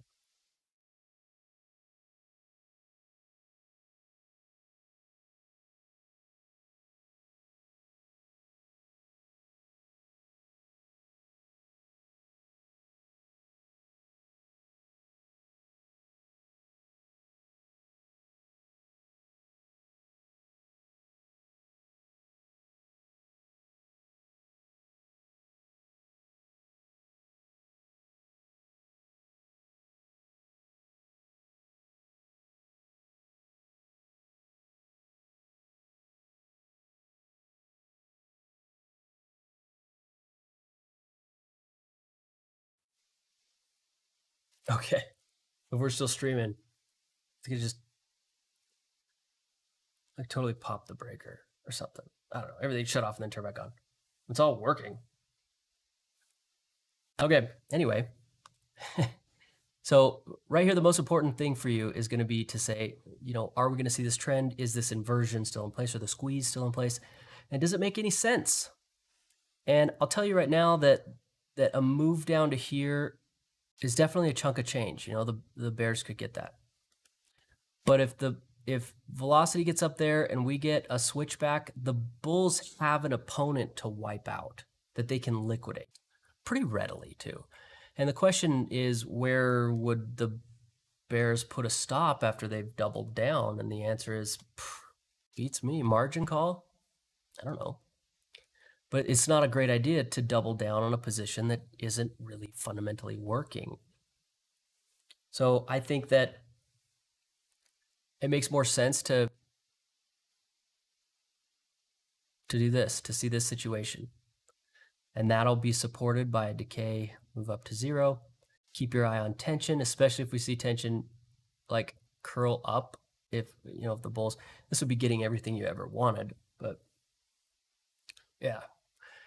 So that's where my eyes are. I'm sitting here looking at that. I think at this point, at the 38, 35, got everything you were waiting for. If you rode this up and you got out there, you nailed it. You figured out the day, and that's great. There's not much else to do. I mean, from here, you're just going to be gathering data to help build an expectation for tomorrow so that you can perhaps respond more quickly tomorrow if you can, see what's going on. If you want to continue, you're going to have to ask the hard questions. So here's what your risk is going to look like. Throughout the day, we want risk to do this. As you get more data, really it's data, but throughout the day, you want your risk to decline. As you figure out what's going on, your risk should go down through the day. Well, at this moment, when we get there and you need to make a decision, your risk profile is going to shift. You're going to see a pop. So if you decide to hold, you're risking that the bears could come in and sweep this down to here. And that's a risk. It's just part of the risk. If you hold and it gives us a switchback, cool. You're gonna catch. So with this analysis, this analysis that we just did doesn't quite cover swing trading. You can get an idea of what makes sense, and I think it's sensible to continue moving higher. but it doesn't quite cover more than defining a major player, figuring out what they're doing, and running out the major player who was wrong. It really doesn't cover more than that. You need a whole slew of different tools to get broader and bigger to see further down the road. So this will get you to this point where that you could have picked up anywhere along here if you saw, maybe not all of it, anywhere along here where you saw what was going on, you could road it up here, and that's a good chunk. And then you need something else to do further. So it's really important you understand the scope of these tools are to do the most difficult and heavy lifting in the market. What's going on? All the other tools are less heavy lifting in terms of like philosophy and figuring out what's going on. This is the heaviest lifting there is. Figuring out where the people are, figuring out how one side won, figuring out where, when, why, all the things. That's the heaviest lifting you have to do. But once you figure that out, then you start rolling it up. Rolling it up. You start looking at longer term stuff. Roll it on up. And then you look at the longer stuff. You say, you know what? This makes a lot of sense in a different model. The bulls were supposed to do something or whatever, and I see it set that you can fit it into bigger models where it's pretty much if you have price like this, a majority, I'm going to write that, a majority of strategies, almost all of them, are really good at predicting this part and awful, just nightmarish in these areas. So they end up being that they lose like this much in the turns, you see, and then they gain like this much. And you end up with a net loss. Even though you had like 10 wins, your 4 losses are enormous. So we're trying to do this heavy lifting, figuring out the turning and what gets these things going. That's this heavy lifting. Well, I'm not trying to define a trend. I don't care what the trend lines are. I'm not trying to figure out what the RSIs on the 4-hour chart say. I don't care what that's not what this is. The scope of this is these points here. And then in this area, it doesn't support this whole trend section because that's the easy part. The trend section, everybody see a trend with your eyeballs. You don't need a freaking indicator to see a trend. Your eyes are amazing at that. So this part was the turning point. This is the part where most strategies fell apart. And that's the work we're trying to get done. And then if you can get into this section where we figure out what's going on, then flip back over to the stuff that normally would have gotten you destroyed through the lows, because I think a lot of people probably did, just getting stopped out a bunch. Then you could start using that stuff as you're like, okay, I see where we're headed and what's going on. I've got a clear picture. All your tools start to work again, and you can skip that obliteration land. You just have to take that time to build that narrative and work through those turns, and it takes work. It's something you don't want to do. Like, it's effort to sit and watch and like piece it together, and it takes a part of you to like understand each other. You have to understand your opponent, and that's hard. It's work. It'll never be not work. If you want to beat your opponent, you need to know how they think and stuff, and this is the work. But then you can use your other tools. So at this point, I suppose if you wanted to use your trend tools and your other stuff, most of your systems should fall into place. And if you have signals that maybe signal that the bears are going to cave and the bulls are going to keep running it, hey, it might be a good time to become bullish. But I do think once we get velocity to 0, you're going to have to make a choice about being intraday or a swing trader. You have to pick a side. And you might do that with your other tools, but your tools should definitely not be on a 1-minute chart. This decision, if you're going to use other tools to make that choice, you should be looking at longer term charts, or at least options, because options have expirations that are longer term, month, 2 months, 3 months. Anyway, so that's kind of how this fits in. That's the hardest thing, is understanding the scope of this analysis and then getting those pieces together to build the narrative and a little bit of the nuance. Well, once you can do all that stuff, you could say, I can see how turns worked. where they were and what they were and why they were. And then you go back to your other stuff and claim all the glory that you called it. I don't care. You don't have to give me credit. I don't care.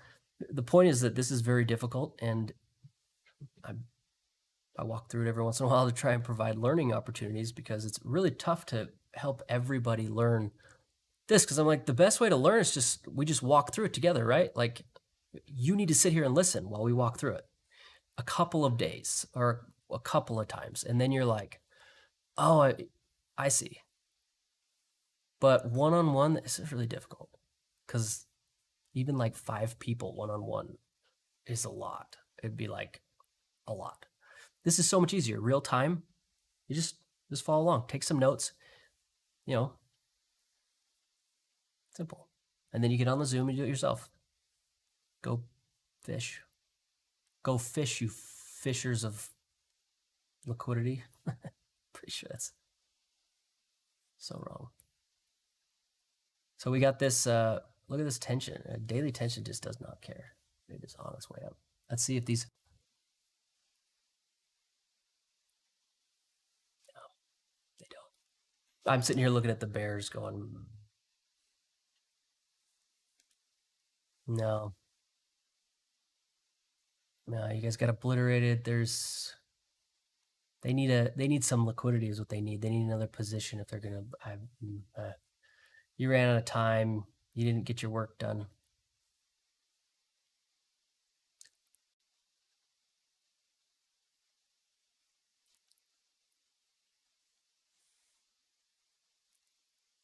Yep. So next event for me, velocity here.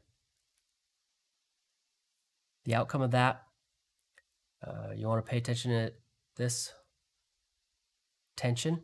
Curl up, curl down. You know, are they going to hit? Are they not? And then I think this is going to want to lean up, and this will be really, really painful for the bears. So decay leaning up to 0 to sample is just going to be like devastating. I anticipate the advanced decline, like I still think like 1,000 by the close. At the velocity test, I'm thinking like 800. Yeah, I'm thinking like 800. Keep your eye on the tick. Easy to do, no problems there. And when the tick blasts out the high, that's a really good spot if you're trying to run with the trend, or at least this whole move. If we get higher, that's a good spot to pay attention to. Otherwise, there's really not much else to do. This is probably gonna play out the way we anticipate into the close, and it's just sort of gonna do that. You know, all the dice, the people. What's important is that it's not that these people are magically gone. There are people all over the place, but this is the majority. We know that they failed, and so it's like they're in. There's big positions everywhere, and it's already done. Like, the deal is done. The deed has been done. It's like, it's over. You guys tried, and this is the situation you have, and we can see that, and we can map it. And so at this point, it's just like, I think we're just going to go higher into the close. I don't see any reason. I don't think that the bears have a case that's good enough to be like, let's do this. Could it? Well, yeah, it's there. I mean, it's a possibility. I think doubling down to run the range is bad trading. They should have picked the high in the first place. I think getting liquidity here is just going to provide opportunity for bulls to say, you know what, never mind, and tension. That's what I think we just see it move up into the close, and there's just not much else to do. Cool. Oh, you guys are helping me out. Still good. Okay, good. Yeah. I don't know. Like, just everything shut off. Everything, just all of it. And then it turned on. I'm like, oh, cool. I think there's a power brick at my computer, and I have a external power source to my network, so that if the power goes out, I still have internet. And my computer has like 10 minutes of battery, I think, in the power brick. So that's probably what saved me. And the network has 2 network connections. So even if the internet goes out, it's crappy, but it's the second one. So don't you worry, charts will always be there.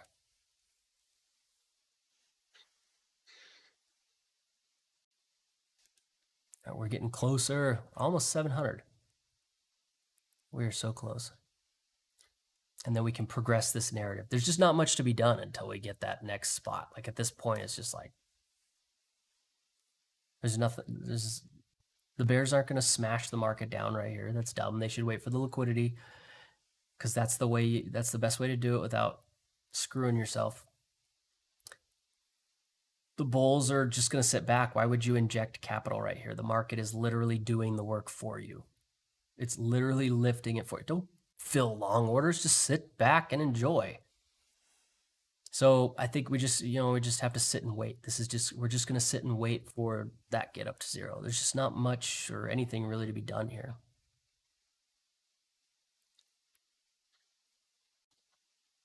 Yeah, you see that? I mean, you could see that, right? Like you could see we had a certain velocity and then we got up, we stopped them out and it was just like,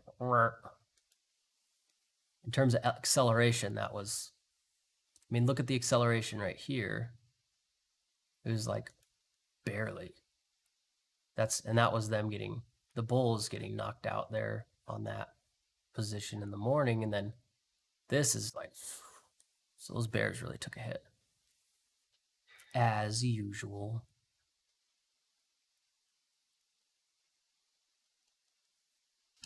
Okay. I have got some other stuff to do. I'll leave this up running for a little while. You guys are free to stick around the stream, watch these charts here. You can go over to the Zoom.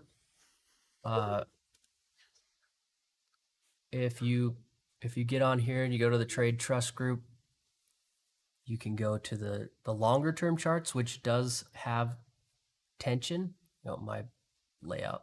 So you have tension down here that you can follow. There's some other nifty indicators. We didn't go over any of these today. You can go to the Zoom, which is available. You just pop in. If you need the passcode, it's in the Discord, or shoot me a message on Twitter. And that's this loadout. If you don't know that, I have a feeling everybody here knows that. Go into the Discord, post charts and ask questions. If you're confused about how the narrative worked or how we measured something, I'll do my best to answer, but there's a lot of people in the Discord who are quite familiar with these charts and can answer your questions. So tried to build a community around this to help so that you could pick apart those narratives on your own. Lots of tools. They're always up. The Zoom, the Zoom, the Discord, the online charts. Occasionally there's the YouTube. You can go into the historical YouTubes to watch the exact same thing we just did here. I've walked through the market a couple times. If you want to, it's the same thing. Like nothing's changed. This market looks exactly like last year. It's the same stuff. Someone comes in, somebody sucks, somebody doesn't suck, somebody gets blown out. These people are dumb. It's like the same thing every day. So you can go back and look at your historical stuff to, just see how that it fits together. My philosophies have changed a little bit, but it's basically the same. Otherwise,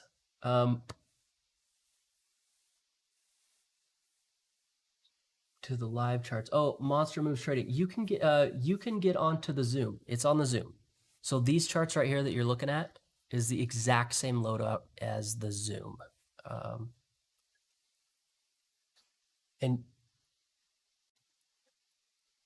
I think I can just post the password because they gave me the ability to ban starting your webcam and turn on your mic. And that was the issue. We would open up I would open up the Zoom for anyone to show up whenever I didn't care, and we had problems. People showing up and doing things that doing stuff. Here, I'll put I think I could just put the passcode. If I have problems, I guess I'll just change it or something like that. And there's the link. So that'll be in the description. I'm adding it now. I just saved it. So you just go in there, pop in the passcode. It's up every day through market hours. Sometimes a little earlier, a little later. It just depends on when I remember to turn on. And it goes until markets close. So you can watch these charts. There is a little lag sometimes. That PC is not as awesome as my main PC. It's a I don't know, it's a laptop, it's an i5. So there's a little bit of lag because it's running a ton of stuff to like live stream and handle the server and stuff like that.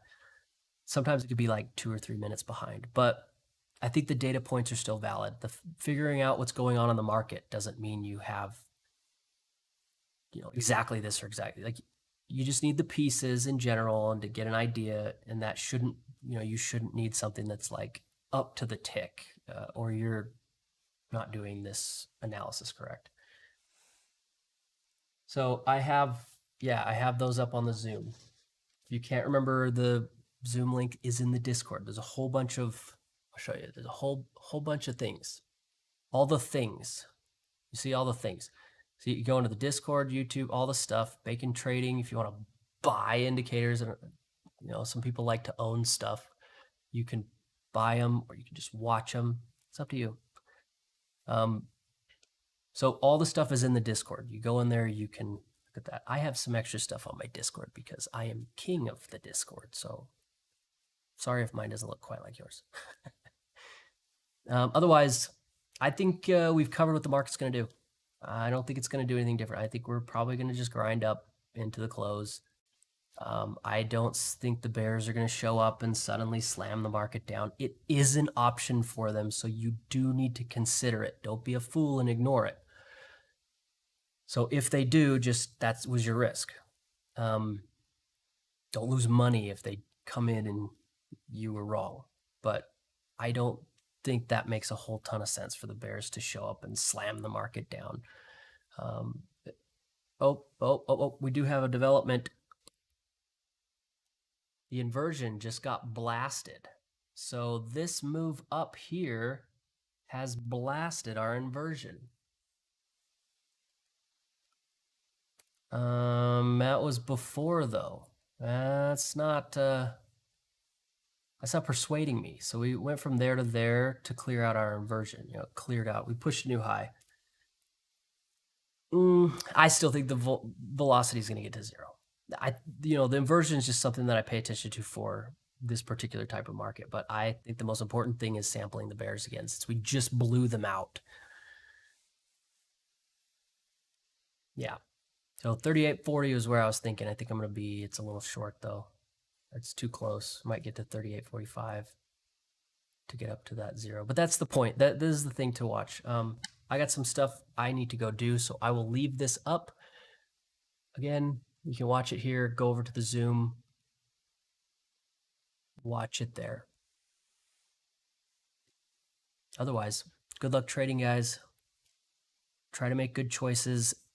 Tell the community what you're doing. It's the way you keep yourself from making emotional, stupid choices is community, not analysis. So make sure you share with people because it helps regulate you and keep you from stupidity. Share. Go to the Discord and share what you're doing. It will help you deal with making dumb decisions that you regret later and go, oh my gosh, how do I keep myself from doing that? Share with the community. That's the way you do it. Community helps regulate those crazy choices. Okay. All right. Good luck, guys. See ya.